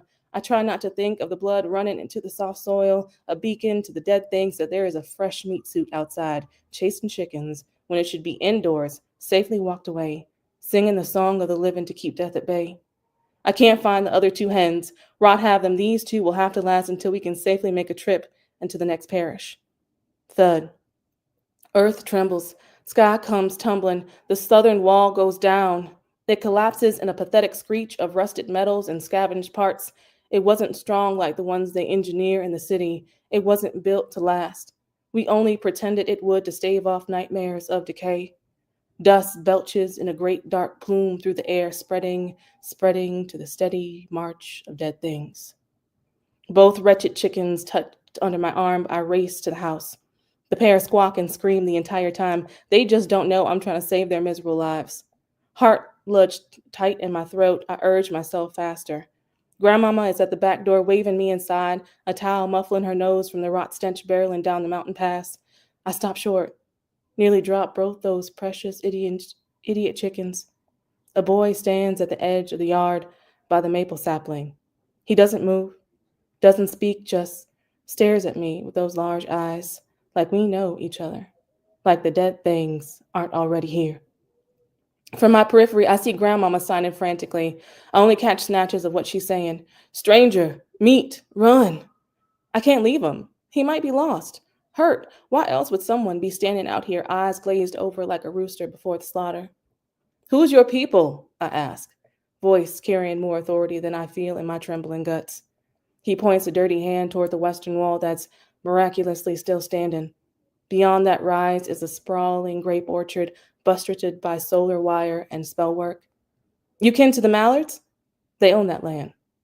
And he kind of favors them with his tight coils that come to a slanted widow's peak. He even wears that wild, wired look stitched to their mouths as they tote around loaded shotguns. The boy nods solemnly. Grandmama slaps her palm against the screen door. Thwack, thwack, thwack, drawing my attention from the most unusual pair of copper-colored eyes only marred by a dark bruise below the left lash line. I sign to her what the boy told me, and she tells us both to get inside before we're swarmed. I motion the boy ahead through the back door, but before he can even cross the threshold, Grandmama claps a heavy hand on his slender shoulder, stopping him short. Those serrated eyes cut into him, searching his innards for some hidden question. She must find the answer because she swats him inside. Chickens and all, we hunker below in the cellar. It's cramped, dark. The air down here tastes thick and mildewy with moisture. My hands find the mud-packed walls as I blindly trace my way to the chairs I know are propped in the corner. Little treasures are buried in that dirt. A dried beetle cadaver, skeletal remains of a centipede, a chipped blue shell from the one time Daddy took me to see the ocean. I help Grandma find a seat, and she more collapses than sits. When her breath steadies, she slides her right hand into mine. It's rough with calluses. Sing, she signs, the song of the living. A small candle winks to life, old spell work. The flame underlights our faces in long, creeping shadows. The boy's copper eyes seem illuminated in that fragile ember as a ribbon of smoke dances over his stark features. I hum. Mm. A low, mournful keening to call the ancestors, beseech their protection. My chest vibrates with their ancient rhythm. Mm. Grandma places a hand on my sternum to find the beat. Once she's tuned to the notes no longer my own, she joins.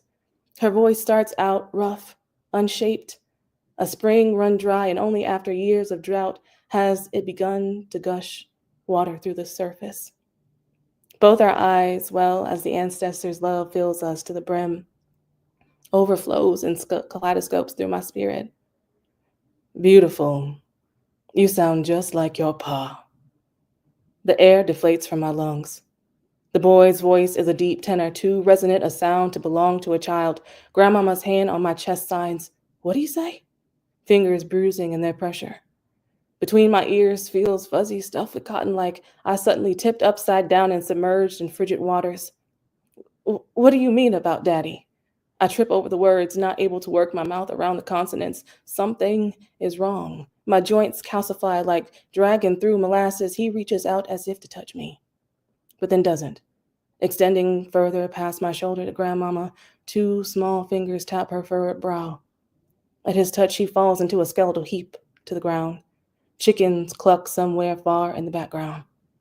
I can't move, only blink in horror as that hand now stretches toward me. He's smiling. White chicken feathers stick out between his teeth, along with something fat and meaty. Blue blood dribbles down his upturned cheeks. It could almost pass for tears. It wasn't a bruise.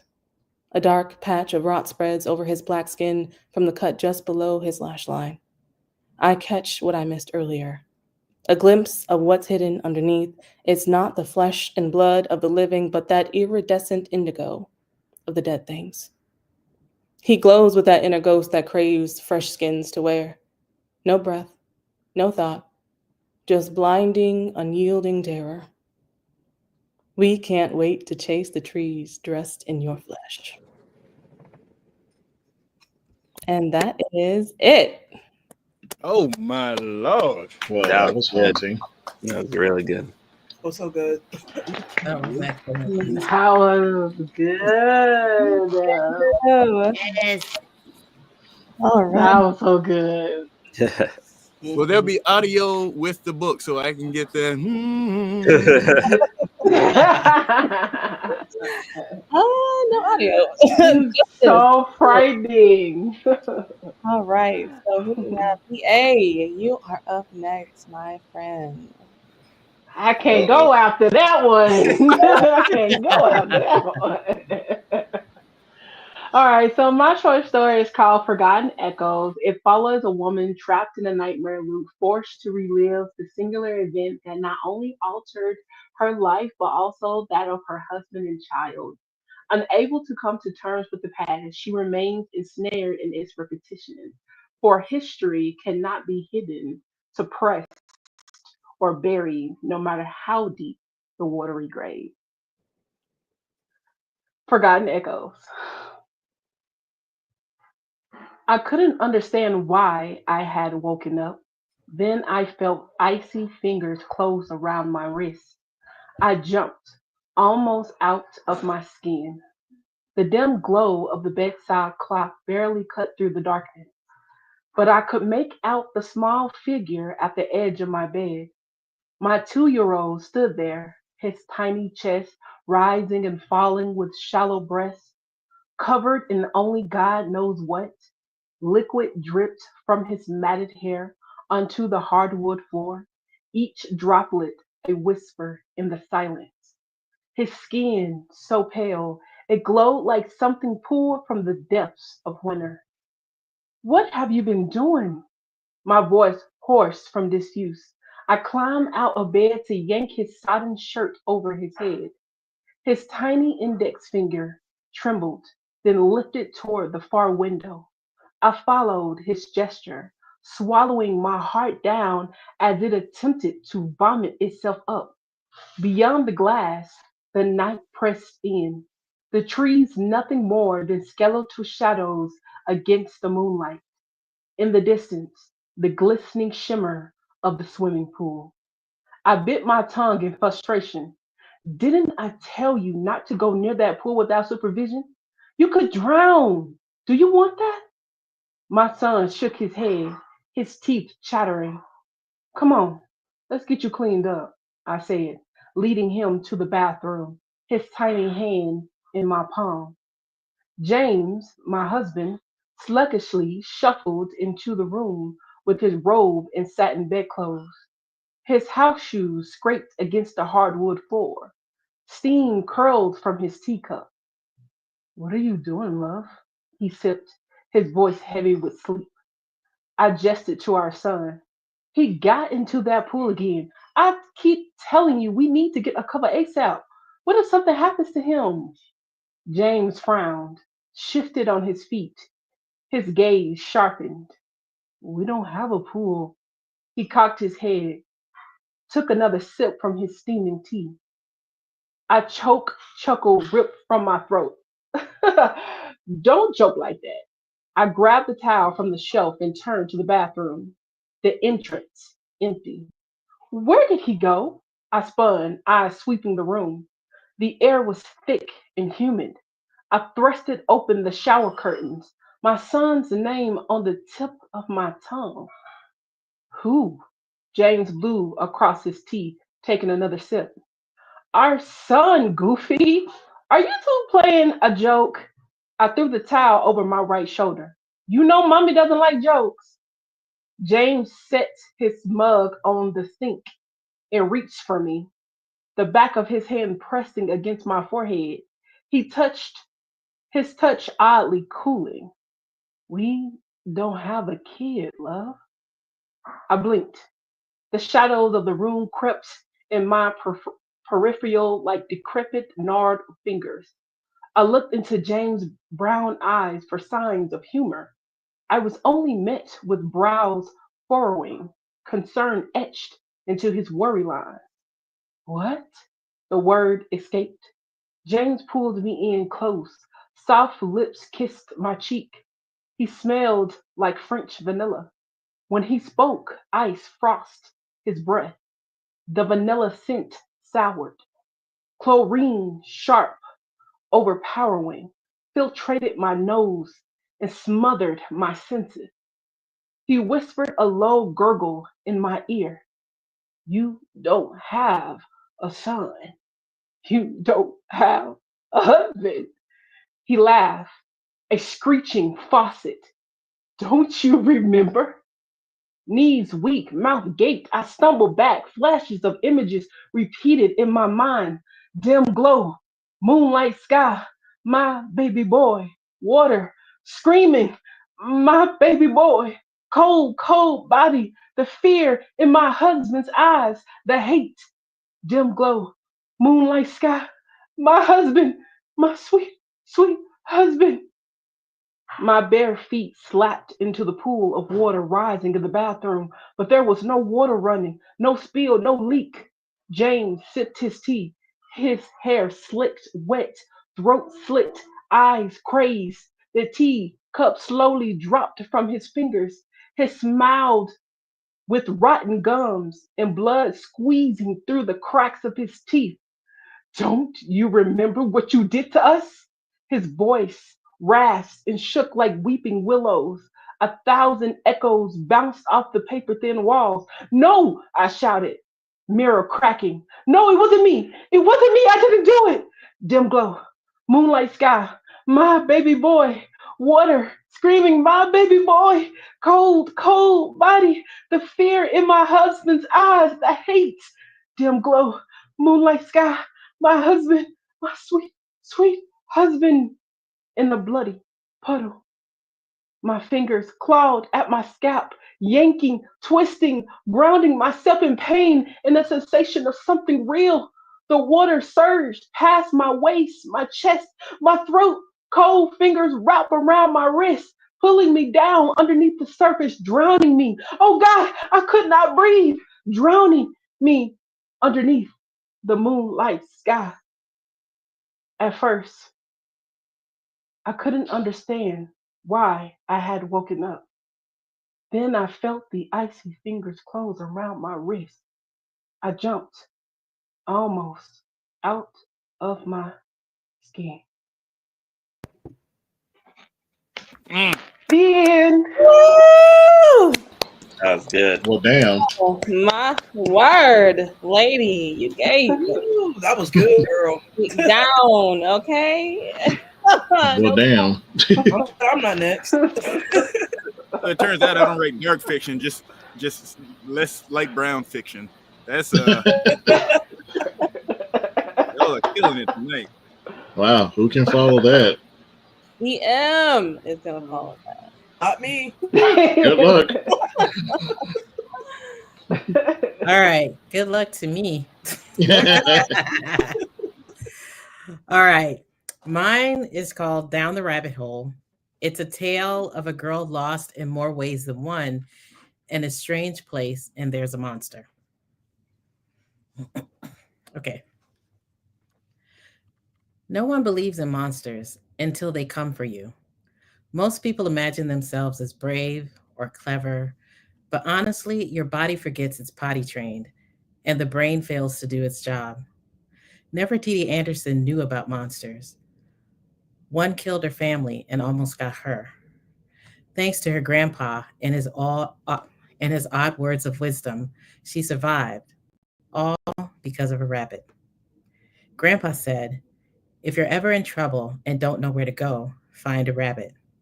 He scratched Cuddles between his long gray ears. "Follow it." He tapped the little pink bell on her rabbit's collar. "These little fellas know how to hide," he said. "They know all about safe places." Calloused, toffee hued hands gripped her tiny ones. Once you're safe, stay there until help comes. Grandpa's words came true. A monster came, catching and devouring those unskilled in hiding. But Nefertiti remembered what Grandpa said: follow the rabbit. Rabbits are quick. They wriggle, squeeze, and dig. Cuddles led her out of their home to safety. Several times she stumbled, lost sight of him, froze because of fear. Every time she did, the monster nearly caught her. But like Cuddles, she wriggled from its grasp. Not once did she stop running after that. She wriggled and dug until they both reached an old shed. Once inside, she waited, wrapping herself in Grandpa's wisdom. Wait for help. Days blurred together. They do that when you fade in and out of consciousness. The shed was small, quiet. There was nothing to do, nothing to read. Nefertiti looked around, buckets, tools, and old folks' treasures pressed in on all sides, pinching, making it hard to breathe. She closed her eyes. Grandpa's promise unclogged her lungs. Wait for help. She breathed, slow and steady, pressing her back against the thin tin wall. She looked up at her she looked down at her jeans. Denim hung in morbid streamers below the knee, edges soaked in dried blood and other things, things thick and ugly, things her mind fought hard to ignore. A tapping, like small marbles, beat against the tin roof, drawing the girl's eyes upwards. There were a few dents and rust spots, but inside was sturdy, inside was safe. She rubbed her arms, palms sinking into crescent shaped scars. Scooting into a narrow cone of moonlight, she held up her arm. A crisscrossing trail of gashes covered it. They itched like crazy. Her fingers flexed to scratch, but she didn't. Grandpa said an itching wound is healing. So she curled those fingers into a fist, then tucked it under her armpit. She stared at her bare feet, wiggled her toes, which were too thin and too long, freeing the dirt trap between them. Her palms itched from cuts. Would they be gone by sunrise, or would they be replaced by new ones? The rain outside intensified, beating hard and fast on the tin roof, every drop like a drum beat. The stillness inside the shed trapped the sound, amplified it, until it revived the ache in her skull. It radiated along the bridge of her nose, making a home for itself between her brows. It was starting again, the headache, bone aches, and hollowness. She pressed her arms tighter against her body, squashing her torso against her legs, hoping the pressure would take her mind off her stomach's rumbling. She was hungry, and she hated it. It was different, insatiable. She wished it would go away, but it didn't. It grew like a wild weed, sinking its roots into her gut. It worsened, digging into her bones, injecting its venom into the marrow, setting them on fire. Muscles coiled, signaling to Nefertiti it was time to run. She ignored it. The monster hadn't tried to get inside the shed, but it didn't mean it was not close by. Raindrops seeped through a rust eaten hole across from her. They beat against the top of the upside down, puke green bucket. Beneath it lay a rabbit's carcass, a surprise from her last blackout. She'd never eaten anything raw before, except fruits and vegetables. But there was something about the rabbit. Was it the adrenaline of the chase, or the moment her teeth sank into its furry throat? Nefertiti groaned at the truth. It was ugly and unwanted. She took a life, but but as she swallowed, the memory of the thick coppery goodness sliding down her throat coaxed a shiver. A contented purr filled her ears. What was wrong with her? She squeezed her middle. The hunger resurrected, biting into her gut. Shards of agony laced her scalp, splintering into twin fissures, which rolled down the sides of her face. Pain pooling under the mandible. Its tail curled around her mouth, itching her gums. She peeled back her lips, baring her teeth to the air and gnashed them. The pressure offered some relief. Inside her mouth, along the roof, fine bones cracked. She wanted to scream, but all she could manage was a whine as her jaw locked and stretched along with her teeth. She pitched forward, barely catching herself. The heels of her palms bore her weight. Her back arched as bones flexed along her spine, stretching out her neck, hoping to relieve the burn of the change. She rotated her head in a slow twist, left, then right, her mouth falling open in a silent scream, tongue curling between a cavern of sharp teeth. One by one, bones and joints popped as they lengthened. Muscles burned as they adjusted to her new body. Her stomach flattened, its meager contents spewing onto the floor with a splat. And something else. It jingled. She pulled away from the mess, a small pink bell caught on the tip of a claw. She stretched soft pads instead of fingers. The strangeness of what she was seeing sent her into a backwards crawl. In her haste, she bumped into a tattered black backpack, jostling a cell phone from the side pocket. It clattered onto the ground, blue light flared, driving her to seek a deeper darkness. The cell phone's light hurt her new eyes, which narrowed at the offending object. She growled, slinking over to the puke green bucket. Huddling close to mute the strange light, she sniffed the air above it. Her nose discerned the age of the animal beneath, 4 days dead. Its appeal to her beast, also dead. Her stomach protested, slicing and biting, leaving her panting. Thunder joined the torrential rain. She didn't like thunder. It sent her darting around the small space for cover, anything to dull the sound. Whining and panting, she paced the length of the shed, frustrated at the lack of food. She loped over to the backpack, though she knew it held nothing edible, and sniffed it again. Disappointed, she moved to the center of the shed, turned in a circle, and dropped onto her belly. She lay her head on her paws and stared at the patchwork door. Thin planks of wood covered a large hole along the lower half of it. It was through those planks the girl had gained entry into the shed. She forgot what drew her. Words were lost to her. Her nose and her instincts were a better tool. It's how she caught the rabbit, but deep down, what remained of her human mind understood she had to wait for help. The end.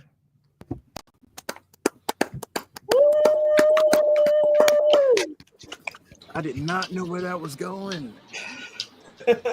Yeah, that was a curveball. So good. Mhm. All right, so we are going to move right along to Madam Butterfly.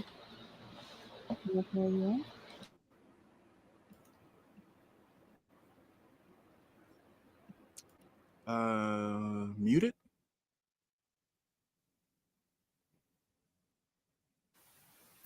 Okay, apps, you don't mute people in the middle of an event, okay? Technology, get it in line. But you know what? On that, I have a thought. People always say your dreams can't hurt you.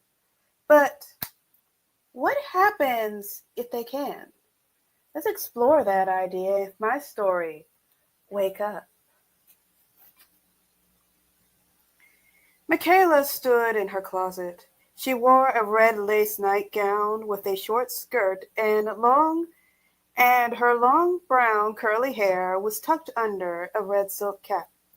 Her brown eyes darted around as she clenched her fist. She whispered, "You're awake. This is not a dream. Nothing is coming for you. This is not a dream. You are safe. This is not a dream." Her body started to shake as she swore under her breath. Damn, damn that spoiled brat. After everything I did for her, she betrayed me, who helped her lazy ass learn complex spells. Stop thinking about Tara. Karma will come for her. I just need to focus on ridding myself of this curse. She jumped when she heard her husband's voice say, "Michaela, honey, are you all right?" In a shaky voice, she replied, "Yes, I'm fine." "You don't sound fine." "I am. I'll be there in a moment." She slowly walked out of her closet. The moment she stepped out, she was greeted with her husband saying, You sexy fox. Michaela weakly smiled at him as he said, I take it you like my new nightgown. Michaela's husband, Simon, was a tall, brown-skinned man with a thin build and short, black curly hair. He wore a green robe and gray shorts. His brown eyes scanned his wife up and down. He smiled as he said, Do I need to be jealous? What? He quickly rushed over to her and wrapped her in his arms. Simon said, What do you mean, what? I've never seen you in that sexy nightgown before. You didn't buy that to impress the demon, did you? Michaela's heart leaped as she said, What? Absolutely not. For the spell to work, I have to be naked or wear thin clothing. Also, you're one to talk. Why are you in a robe and shorts? Simon let her go, flexed while saying, Don't you like what you see? Michaela giggled and said, Yes. Her husband kissed her cheek as he said, I've missed your laugh. I've missed it too. This monster has been haunting my dreams for days. My mind is so... Oh, I lost my place. My mind is so bothered that when I was changing, I was terrified that demon would appear. I had to remind myself over and over, I'm awake. Her mood changed as tears fell from her eyes. She said, I don't understand why she did this. did this. That first night the demon visited me in my dreams. If you hadn't woken me up, I Simon held her tight in his arms as he said, Don't be afraid. We know what it is now. All you have to do is kill it in your dreams. Will I even survive my dreams? Don't think like that, Michaela.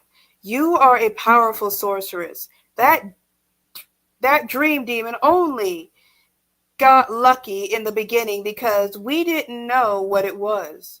Also, never forget, you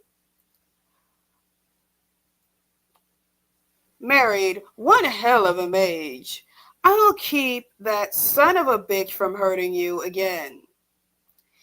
He pulled her into a deep kiss. When their lips separated, he hugged her tightly and whispered in her ear, Michaela, I love you. Don't be afraid. I won't let that monster take you from me. He kissed her forehead before letting her go. Michaela felt her heart race as she approached the bed. Simon said, Don't worry. I won't leave you. I will be right here the entire time. Nothing will hurt you as long as I am close to you. I know. I don't want to do this, but I guess I can't get out of it. You'll be okay. As she climbed into the bed, Simon said, I am going to give you a midnight potion. It will make you sleep. I mix it with some magic herbs so you will be aware that you're dreaming. The potion will not let you wake up until the demon is dead. Don't worry. If you get hurt, I will immediately heal your wounds. When your dream starts, it will take you a minute to remember you're dreaming. You know what to do when you realize you're dreaming. He then handed her a wine glass full of a glowing blue liquid. She slowly drank and soon felt her eyes become heavy. Her husband took the glass from her as she fell back on the bed and fell into a deep sleep. Michaela found herself standing in a narrow hallway with yellow walls and soft yellow floors. Bright fluorescent lights hung overhead. She walked down the hallway, wondering where she was. As soon as she exited the hallway, she found herself in a similar looking corridor. As she continued to wander, she thought, where am I? I don't think I've been here before. Suddenly, she heard a loud hissing sound behind her. Quickly, she turned around and saw nothing. There, she looked around for a moment and saw nothing. Michaela turned back around and immediately felt as if she was going to jump out of her skin. Standing in front of her was a creature with the structure of a skeleton with blackened blade-like fingernails and toes, its bones covered with shaggy, milky white, marble-colored skin, while slimy black tentacles sprouted from its back, its eyes glowing red to let out a loud, crackling screech. At the same time, Michaela ran as fast as she could in the opposite direction. She ran screaming, help! Somebody please help me!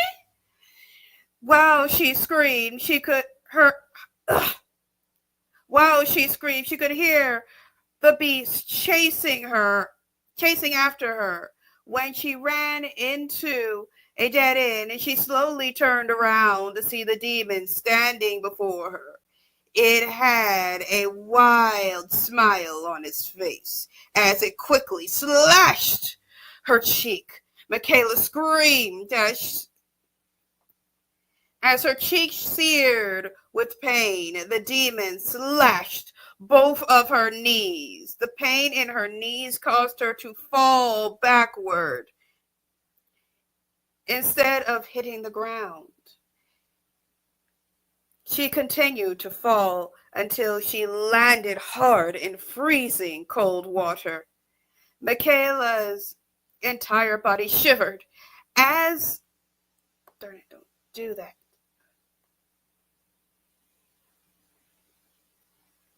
Shivered as she forced herself to swim to the water's edge. When she climbed out of the water, she rolled over on the ground, shivering. After a minute, she slowly sat up, touched her cheek. The cut was bleeding, and when she looked at her knees, she learned that she had been sliced more severely than she thought. She looked around and noticed she was in an indoor pool. The pool was surrounded by white tiles and white walls. There was a bright light overhead, but she couldn't tell where it was coming from. Tears streamed down her face as she wondered what to do. Suddenly, she heard a male voice ask, why are you crying? Michaela responded, I was attacked. I know, but it didn't hurt you. Yes, it did. My knees and my face are cut up. Look at the water. Michaela looked at the water and saw her face was not scarred. She then looked at her knees. Her wounds were gone. The freezing sensation was gone, and her body felt warm. The voice said, I told you, my sexy fox. I won't let that monster hurt you again. Simon? That's right. It took me a minute before I could figure out how to communicate with you.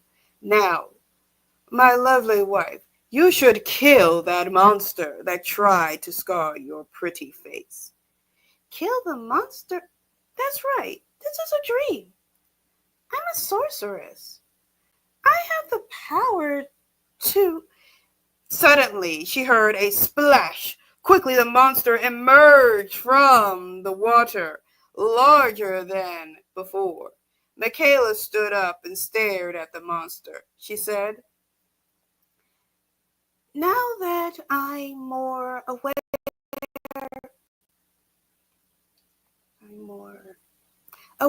I can't believe I was afraid of you. Then again, you did have the advantage of keeping me when unaware. I was asleep. Whatever. It's time for you to die.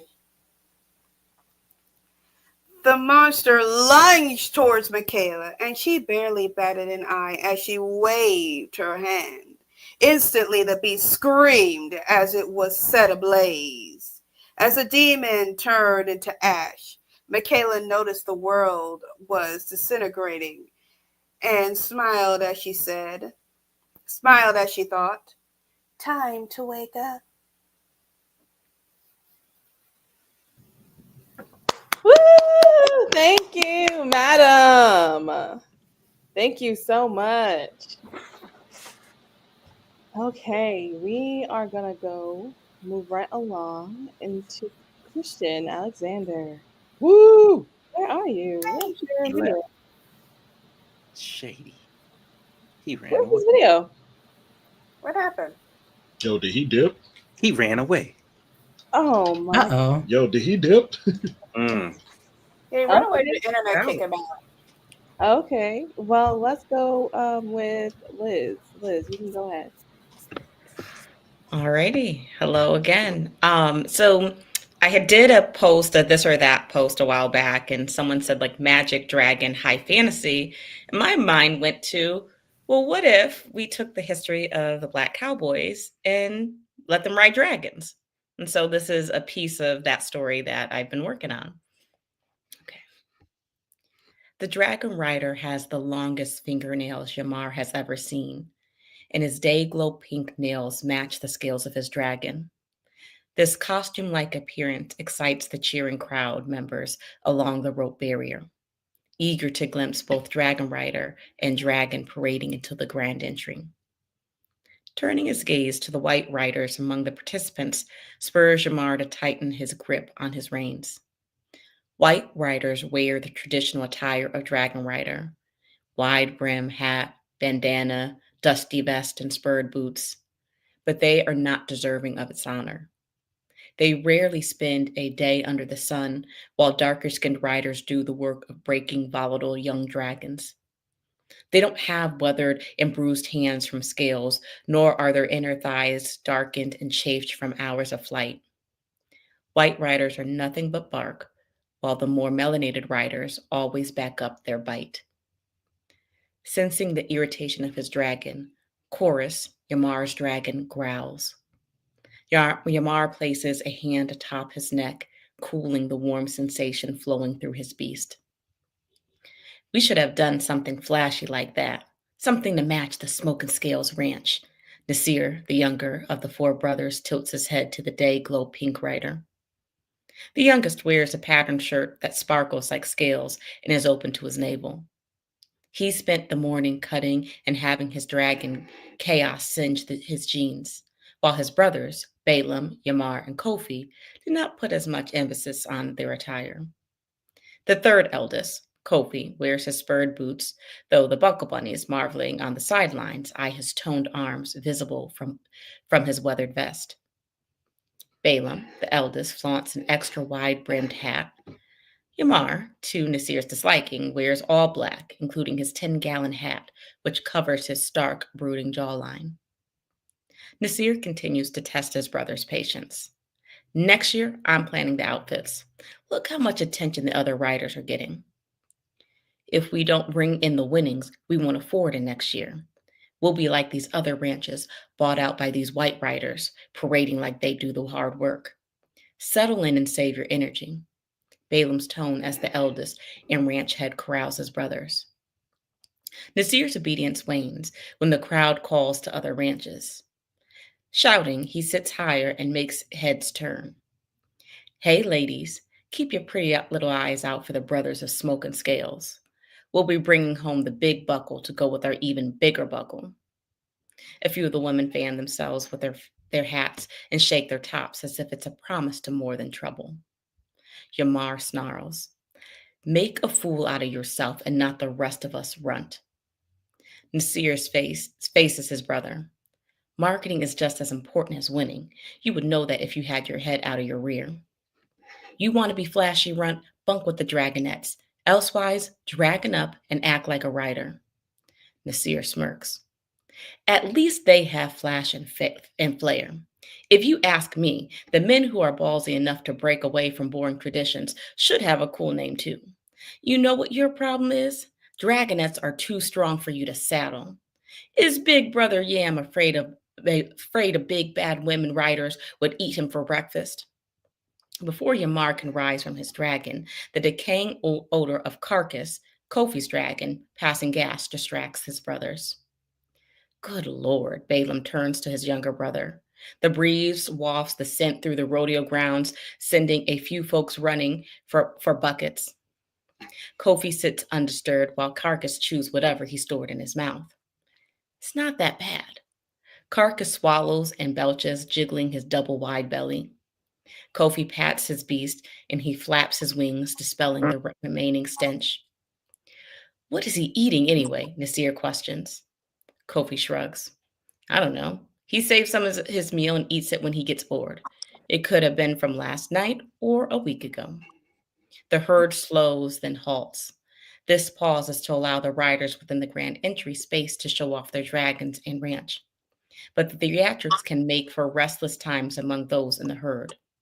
Yamar releases a sigh and rests in the saddle that sits between Chorus's shoulder blades.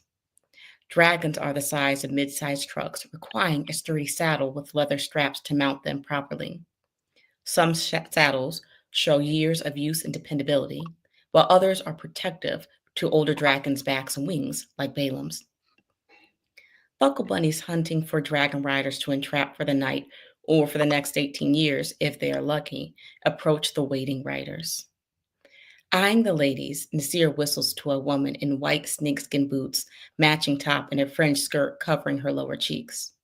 Along her collar are rhinestones that glimmer in the sun, adding a luminescence to her skin that is the shade of overcreamed coffee. Assessing her slow, sashaying gait as an invitation, Nasir hollers, "Sexy lady who sparkles like gemstones, what's your name?" "Gemstones sounds mighty fine." She leans against the rope, revealing more of her full cleavage. This rouses Nasir. "Gemstone, why don't we meet up after the entry? Maybe I'll win you a stuffed dragon if you're kind to me." Gemstone acts coyly, and her conversation brings more Buckle Bunnies vying for attention. Having enough, Yamar pats Chorus's neck. "Do it." The command triggers the dragon to snort a fog of black smoke from his snout that sends the bunnies squealing away with even darker liner around their eyes. Kofi doubles over and Balaam laughs heavily. Nasir is not pleased. What was that for? The line progresses forward, breaking from the barrier. They enter the dome of the grand entry. Yamar replies, "Your gemstone was someone else's Rebecca Two Dragons back. You would know that if you kept your ears open as much as your mouth." Nasir's counter is overshadowed by the howl and yap of parading dragonettes. Chaos shudders and a harmonic section of sounds reverberates from her throat. Nasir comforts her. "Easy, girl. We'll get our time." She can feel the energy and is ready to fly. On this, the brothers agree. The electric pulse the dragonets send through the rodeo is undeniable. They ignite the crowd, sounding like a stampede of thunderous dragons. Perched on flying backs, dragonets twerk, gyrate, and holler profanities about the power of their bodies, getting a range of responses from dragon riders.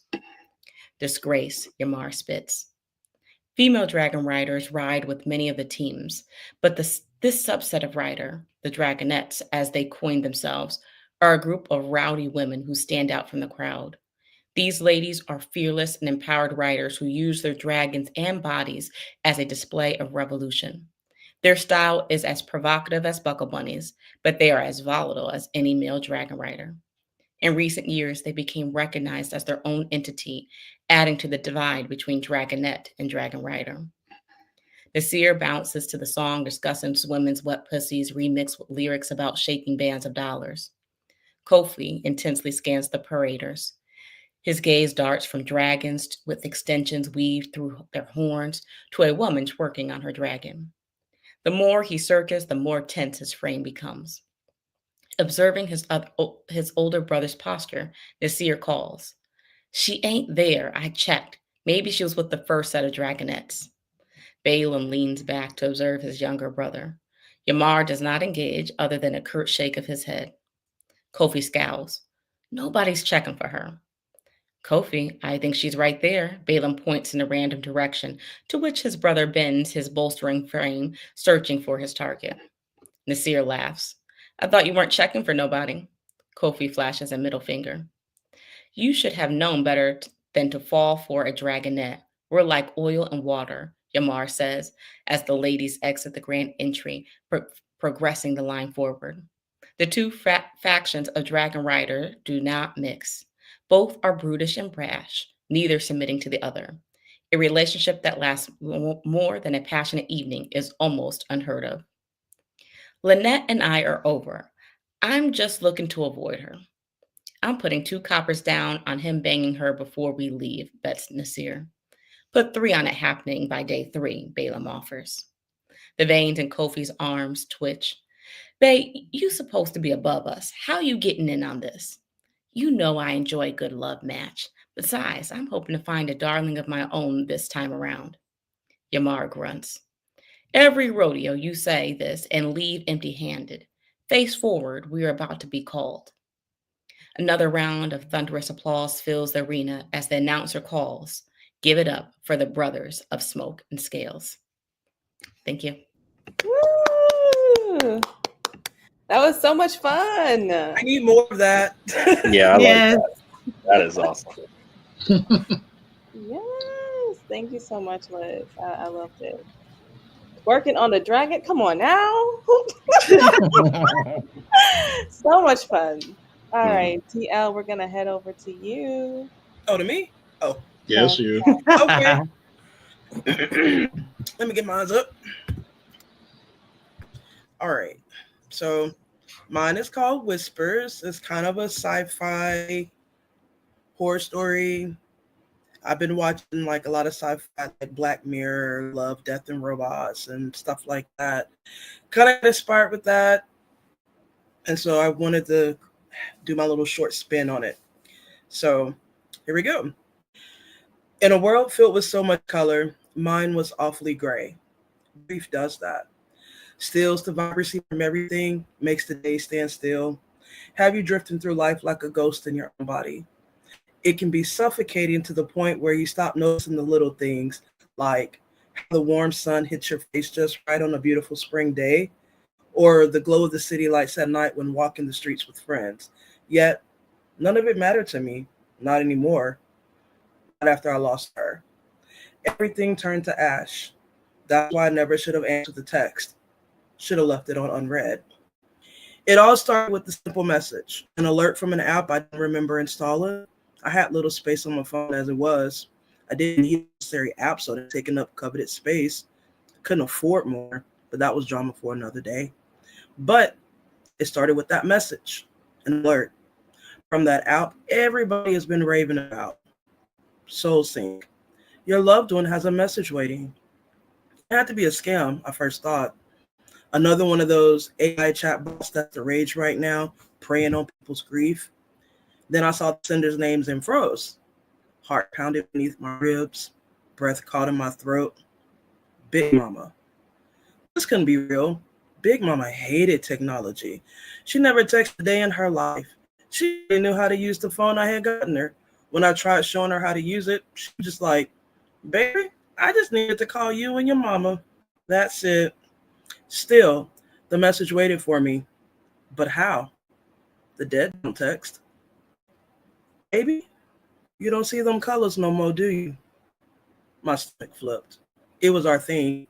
Ever since I was little, Big Mama had a way of knowing when something was wrong. She could see colors, said my colors always turned gray when I was down, bright yellow or gold when I was happy. I never told a soul about her abilities, about her seeing colors. Never recorded her voice mentioning the colors she sees around others. Never recorded her voice to upload to any database, especially for something like SoulSync. Big Mama wouldn't have agreed to it. Then a second message appeared. "Baby, you gotta find me. I'm still around here." The phone dropped from my hand, laying face down on the table. I refused to pick it back up. This couldn't be true. SoulSync wasn't legit, was it? I thought it was supposed to be something like one of those therapy game apps to help with grief. It wasn't supposed to be real. Then the phone began to vibrate, and with it, the music to accompany. It blared her favorite church song as it danced across the scarred metal table. No longer a text message, it was an incoming call, and it was her ringtone. But how? I had her old phone in a little box. The battery was dead, like her, 2 years now.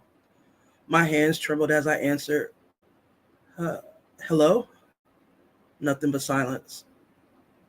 Hello? Somebody there? I asked. Silent still.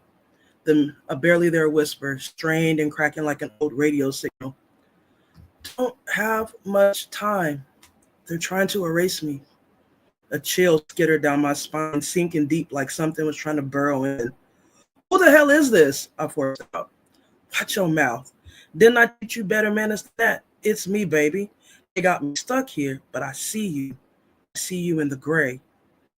Tears burned my eyes. It couldn't be real. It was her voice, yes, but again, how? Denial was eating me alive, but maybe there was a tiny spark of hope that it really was her. Big Mama? You can't be real. The voice softened. You were always a stubborn thing. Now listen to Big Mama, baby. Please. I nodded, but she couldn't see. Oh, okay. Her voice was like a warm hug, so familiar that it hurt, even if there was a bit of urgency to it. Don't answer my calls anymore. They looking for me. They're looking for you, baby. Static swallowed the call and then it cut out. Big Mama, I called out to the receiver. Big Mama, don't go. But the screen flickered and another message came through. Too late. My phone shut off. The room went dark, plunging everything into an inky void. The air thickened. My vision went gray. Then I went blind. No more colors. No more anything. Frozen in my spot, a touch on my shoulder startled me. And there, just beneath the silence, something whispered my name. The end. Nice. Wow, that's good. So creepy. Yes. I'm a sucker for Black Mirror type of. Okay, so who do we got next? Sylvester Barzy. Give it up for Um, give it up, give it up. Yes. all right. Okay, so we have I'm heard. sorry, Sylvester. I was on mute. I said, woo, woo, woo, woo, woo, woo. I just want you to hear that. We've heard some great stories today. You know, most of y'all sound like you could be narrators. That ends here. I'm gonna warn y'all. But this story is called Neighbor, and it comes from we recently bought a house, and now like I take out the trash can to the side of the road so the dumpster people can come and get it. But every time I do that, I always get the thought that, you know, this is the moment I'm gonna die. So, and that's where this comes from. All right.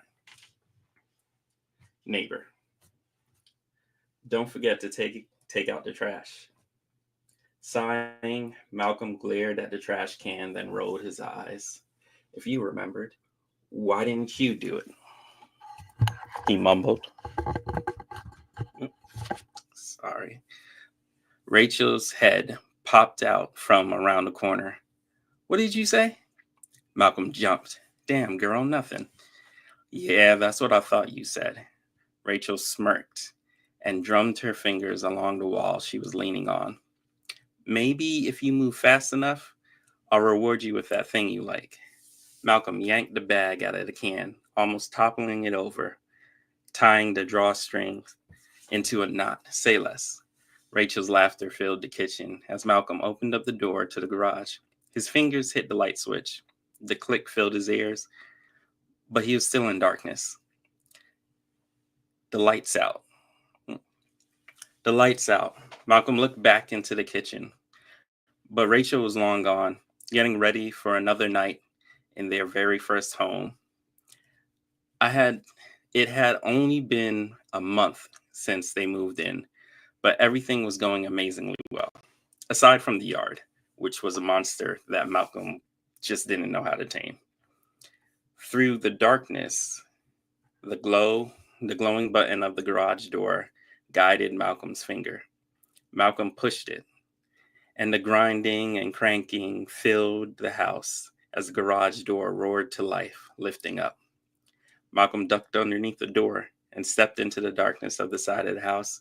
He tossed the bag into the trash can, pushed the lid down, hoping to compact the 10 bags that was already in the can, and pulled it up the driveway. "Hello, neighbor." The voice ripped through the silence of the night, and Malcolm stopped cold. Glancing up, Malcolm could see a figure standing at the top of the driveway. "Frank?" Malcolm awkwardly laughed. "You scared the piss out of me. Don't be sneaking up on black folks like that." Malcolm continued to pull the trash can up the steep driveway. The closer he got, the more detail Malcolm could make out of the figure. Unless Frank had lost 50 pounds and grew a foot, the man at the top of the driveway wasn't Frank. Malcolm stopped. "Hello." Creeping up slowly into the air was the man's left hand.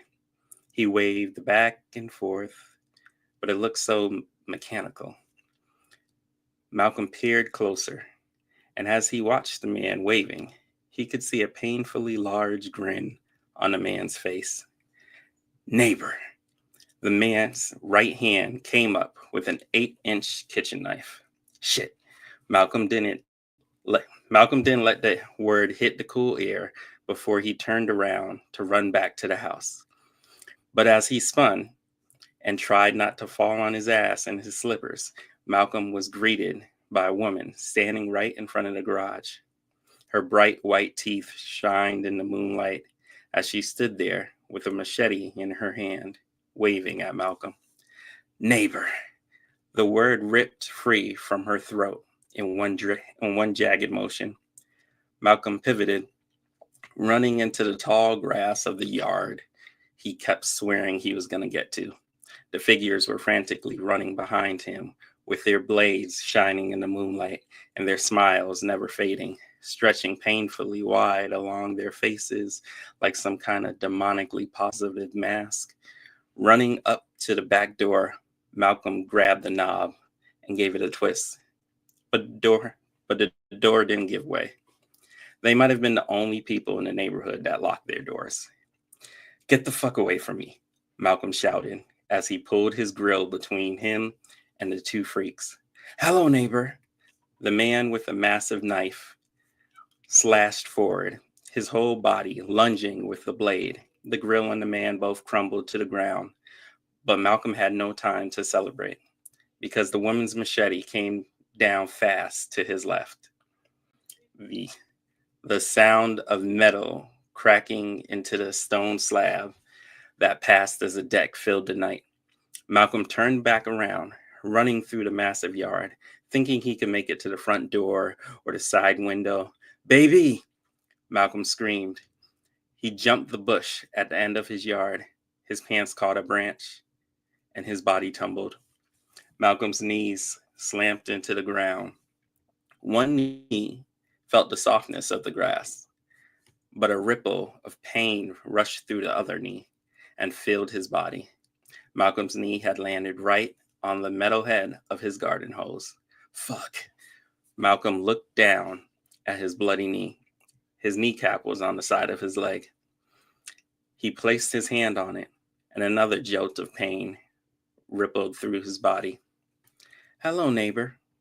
Malcolm looked up to see a crowd of smiling faces slowly making their way from his front yard to him. Malcolm crawled backwards as much as his leg would allow, only to bump into the bony knees of the woman and the man. Malcolm looked up, and their smiling faces descended quickly. Before Malcolm could protest, he was being pinned to the ground. "Get the fuck off of me," Malcolm shouted. Malcolm's right fist soared, connecting with the man's jaw and knocking him to the ground. The machete's blade slid into Malcolm's bicep with ease. The woman's hands gripped the handle tightly, driving it in deep, putting an end to any plans of attacking her. The blade cut through his flesh, severing tendons, carving along the bone until the tip was driven into the dirt. spiking Malcolm in place with the machete. The amount of pain flooding Malcolm's body and mind kept him from fully processing what was going on. It was like a fever dream, or his first glimpse into hell. The woman straddled Malcolm. Her hands ran up underneath his shirt until her nails were digging into his chest. "What do you want?" Malcolm screamed.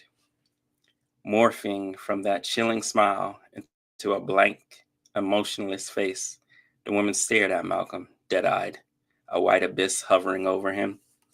Tilting her head back, Malcolm could see something pushing free of her stomach. It was almost as if there was a baby that was kicking itself to freedom. But then the movement went from her stomach to her chest, crawling its way up to her neck, which swelled 3 times its normal size. Violent gagging, dry heaving, and spittle came from her mouth as her body tried to pass this massive object through her throat. "Oh my God," Malcolm shouted as the woman's head snapped forward and her jaw expanded, ripping open the corners of her mouth and raining down blood on Malcolm as a large black maggot squirmed its way out of her body. Slime dripped onto Malcolm's face as the maggot got closer. Malcolm turned his head frantically left and right. He kept his lips pressed tight, but then 2 hands locked onto his head and forced him to be still. The woman's fingers clawed at Malcolm's lips, savagely ripping at his jaw, blood and broken nails, burning lips and shattered teeth. All of that only kept Malcolm safe for a moment, until those bony fingers got into his mouth and ripped his jaw down. The woman leaned in, her mouth pinned open with the massive maggot thrashing inside. Malcolm's eyes were wide as the maggot first touched his tongue. The slime and blood filled every corner of his mouth. The maggot's body twisted and turned as it forced its way down Malcolm's throat. There was no air, no screams, just tears, just pain. The lights in the bedroom went out, as did the TV. "What the fuck?" Rachel said as she looked around the room. She had just stepped out of the shower and squeezed into that pink and white teddy lingerie that Malcolm liked. Rachel sat on her knees in the middle of the bed, waiting. "Malcolm!" The bedroom door pushed open, and Rachel sighed. "What took you so long?" "The power went out." She bounced a little on her heels. "But maybe we can worry about that later." Rachel's hands went out, beckoning Malcolm closer. And then she laughed. "Why are you smiling like that?" The bedroom door closed. "Malcolm? Malcolm? Malcolm!" And we're done. Oh my God. Whoa. Well, dang. Oh my goodness. So disturbing Poor now. lady. I know. Oh no. No, Happy poor hour. Malcolm. Man, Oh my I've had goodness. anxiety about reading this for about a whole month now, so thank you. Oops. That Love it. It was so creepy and was good. like, oh my goodness. Teach you to get Man, your who chores would've done. That's what it'll known? do. Mhm. Yeah. Yeah. Trying to Get take them the trash chores. out before the Handle them. sun go down.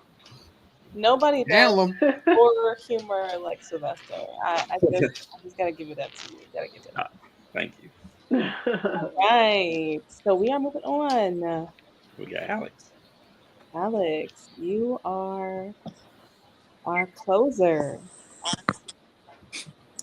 Well, The pressure, okay. You can do it. Yeah. Sorry, I've been having technical difficulties. Like just immediately when it was my turn to stand up. However, I applaud you. You all have done excellent work. You've written some brilliant stories. I love how clear your individual voices are in your pieces. This is not quite as dark. This is about Epiphany. It is about the moment when fantasy and reality collide and only one can survive. It's about when you get what you wanted, but you find out what you wanted isn't what you thought.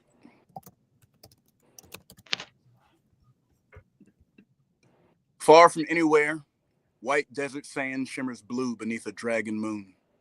In this wasteland beyond the reach of men stands a hall, all but invisible against the glittering sea, erected for a single night and a singular purpose. This is the Sicilium of sacrifice, and within its walls, the fate of mortals is debated and decided by means most sinister. Two dead kings face each other across a golden table, ancient and priceless beyond measure, bearing the dings and scratches of crowns and scepters from 100 kings stretching back 1,000 years. Stern eyes in a sunken face scour their enemy. Tired eyes in a haggard face do the same. The tension between those glares arises a panic within me I cannot abide, and I turn away. My pilfering eyes still what little lore they can through the murky lamplight and cloying smoke, straining and focusing with patient longing until shadowed shapes become men. Behind each king looms his respective Shigo Naga, his holy man, each in the robes of his office. A lifetime of stringent zeal weighs heavy upon their brows, painting their faces into permanent sneers. These men are unreasonable, beyond both concession and compromise, for logic has no place in faith-based fanaticism. Beside them, clad in gilded armor, wreathed and garnished in gaudy medals and decadent awards for barbarism and war crimes, tower the king's knight generals.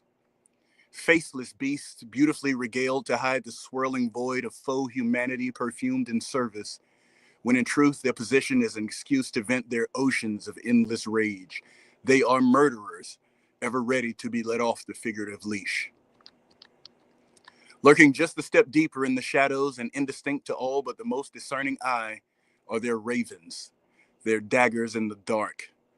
Soulless animals, perverted and sadistic, nothing more than romantically named assassins. This room has no heart, that is, no queens. The tired king leans over the table, his mournful eyes made milky with time. He searches the tabletop and finally, I pay it its due attention. Raised a hair's breadth across its surface, a faint outline reveals itself. A map, a faithful likeness of my inheritance, the land of my birth, Fumashan. Removed from the damage they create, these kings play a game with the lives of my subjects. In essence, they carve up my soul. The tired king's finger touches the map. I watch as 10,000 souls leave their broken bodies. Inside, I feel their deaths like the loss of a child or a limb cut away while I seethe in impotent rage. The stern king nods. They both observe as the land dies. Fields go untended, the elderly are sacrificed to winter as infants starve, clinging to emaciated breasts. Across the map, a fleet of ships appears, and fortunate ones praise my name. Stern eyes flash across the land, seeking a suitable place to execute their wrath and revenge. A bony finger taps the golden plains and fields become food for the troops. Armies gather and swell, fishing towns become dilapidated ruins, rivers become streams, thieves become murderers, and atop this poverty, merchants and monarchs erect statues to my greatness. I see it now. I understand. While keeping my mind doggedly focused, I build the greatest army the world has ever seen, one capable of battling a god on even footing. But the land I love, my home, my soul, will bathe in the abysmal flames of my victory. Again, I turn to the king's stern and tired eyes, my ego and my humanity, my pride and my heart, waging war for my spirit, the twin sides of majesty making a game of the lives of those I am sworn to defend and improve, yet I plunder and sacrifice them by the thousands without guilt or grievance. To kill a god, must I become the devil? Must I fight fire with dragon fire until all is ash and victory looks no different from defeat? This cannot be. There must be more. Yes? Or is it all as it always has been, only now I am made aware? Finally matured beyond the fantasy and lies, is this what it is to rule, to suffer and to dole out suffering, to weep and ache for those I deemed fit to be kindling to the flames of my ambition until I forget they are people. People, not merely pieces on a board in a game. Is this how my soul dies? And if so, is there no other path, no other way? Have I not the fortitude to find and walk that path, to lead those who survive to a better, more compassionate tomorrow? I cannot believe this is what I thought I wanted. I am such a fool. I watch the game unfold with anxious eyes, slurping boorishly each move, every cause, each effect, and when the game ends, I make them play again. For in every man there are two kings, and only one can rule. What? Dang. What way to end that? Amazing. Who can follow that? Yeah, that's my friend. Wow. Everyone two kings. Okay, Thank you, my anxiety. Thank you. I believe you. I believe you. Wow, thank you. That was This was good. beautiful. And I know Alex already touched on this, but you guys all have these different voices and ways of writing that bring out this freshness and aliveness and story. And I was just so honored and grateful to be here and share space with you guys tonight. I loved every minute of it. We only have a little bit of time left because we're approaching the 3 hour mark already. So if there were any questions anyone had in the audience you wanted to ask for the people up here, now is the time. Okay. And if you're not There is subscribing, you have to something. subscribe to comment because we have trolls, lots and lots of trolls. There's something I wanted to say while we have this brief reprieve. Before the wonderful Tanja stumbled in, I was the only Black fantasy author I knew. Wow. Wow. So this is this is incredible for me. Uh, in Wow. fact, when I put in Black fantasy author in Google, I got no American born. Mm. No Google American likes born to Black hide us. fantasy Yeah. Never author. trust it. Mm-hmm. Mm-hmm. Yeah, we're rare. Well, Hey. We're here. Okay. Any questions for each other? Because we are about to close it out then. I have a question. What is everyone working on or any upcoming releases? Okay. Oh boy. Oof, I got a bunch of them. I got to work on my next Christmas story, which is more like a Die Hard than a Christmas story. I got a bunch of stories involving witches, a fairy. I got way too many stories, and I got to get at least two or three of them published this year. I got a couple of projects I'm working on, Mm. project hopping. I'm trying to finish up a book to my Necromancer University story. And then I'm getting back to a high fantasy story, dragon riding assassins. Yeah, Nice. yeah. I know I'm I'm working interested in that. on like I'm the piece that I read from, it's a small piece of a bigger like it's a bigger novel. Because I love werewolves and I wanted to I'm working on a piece that well, you have werewolves in the hood. And I'm like, what would happen if werewolves ran rampant in like a not so great part of town? How would that be handled? And so I I'm in love with the project and I'm just writing, getting it done.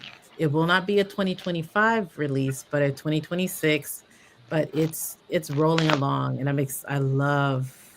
It's like I haven't really seen Black werewolf books that aren't paranormal romance, and mine is will not have romance. It's gonna be survival of the fittest, basically. With me, I got my stuff on Substack. My serial Hollow Fable, Harvest of Darkness. Harvest of Shadows, which I really need to figure out an ending for. My fantasy projects, um, like what I'm working on now, Tales of Galatia, the Ash River Legacy. I'm pretty much pantsing that. And the story I just read, I'm trying to figure out how to make that a standalone novel now.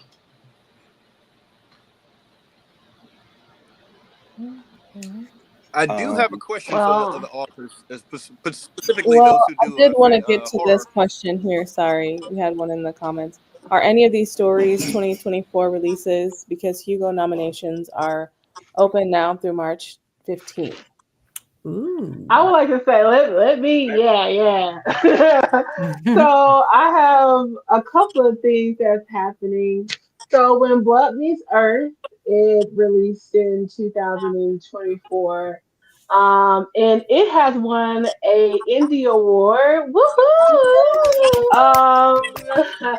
And this Oh year my! I'm actually I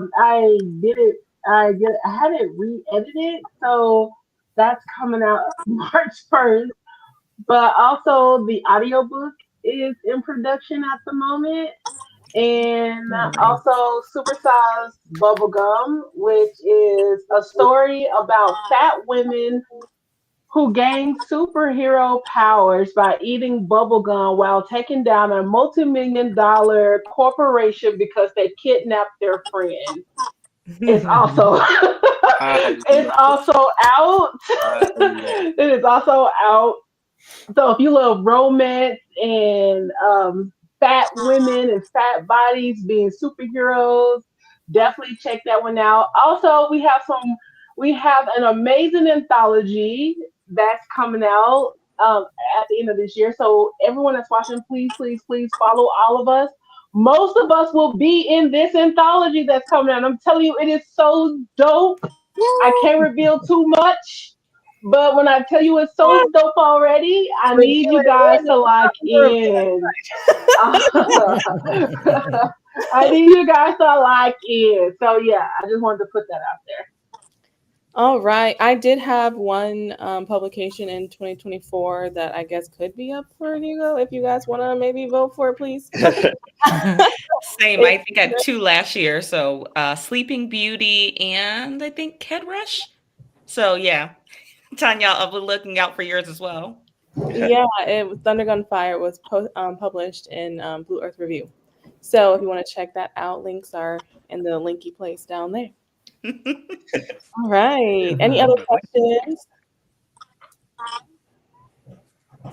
No, I just want to say thank you guys for coming and celebrating Blackness and literature and just spending Sunday with us because you know what? You could be sleeping, picking up your trash and getting killed by creepy people, neighbors.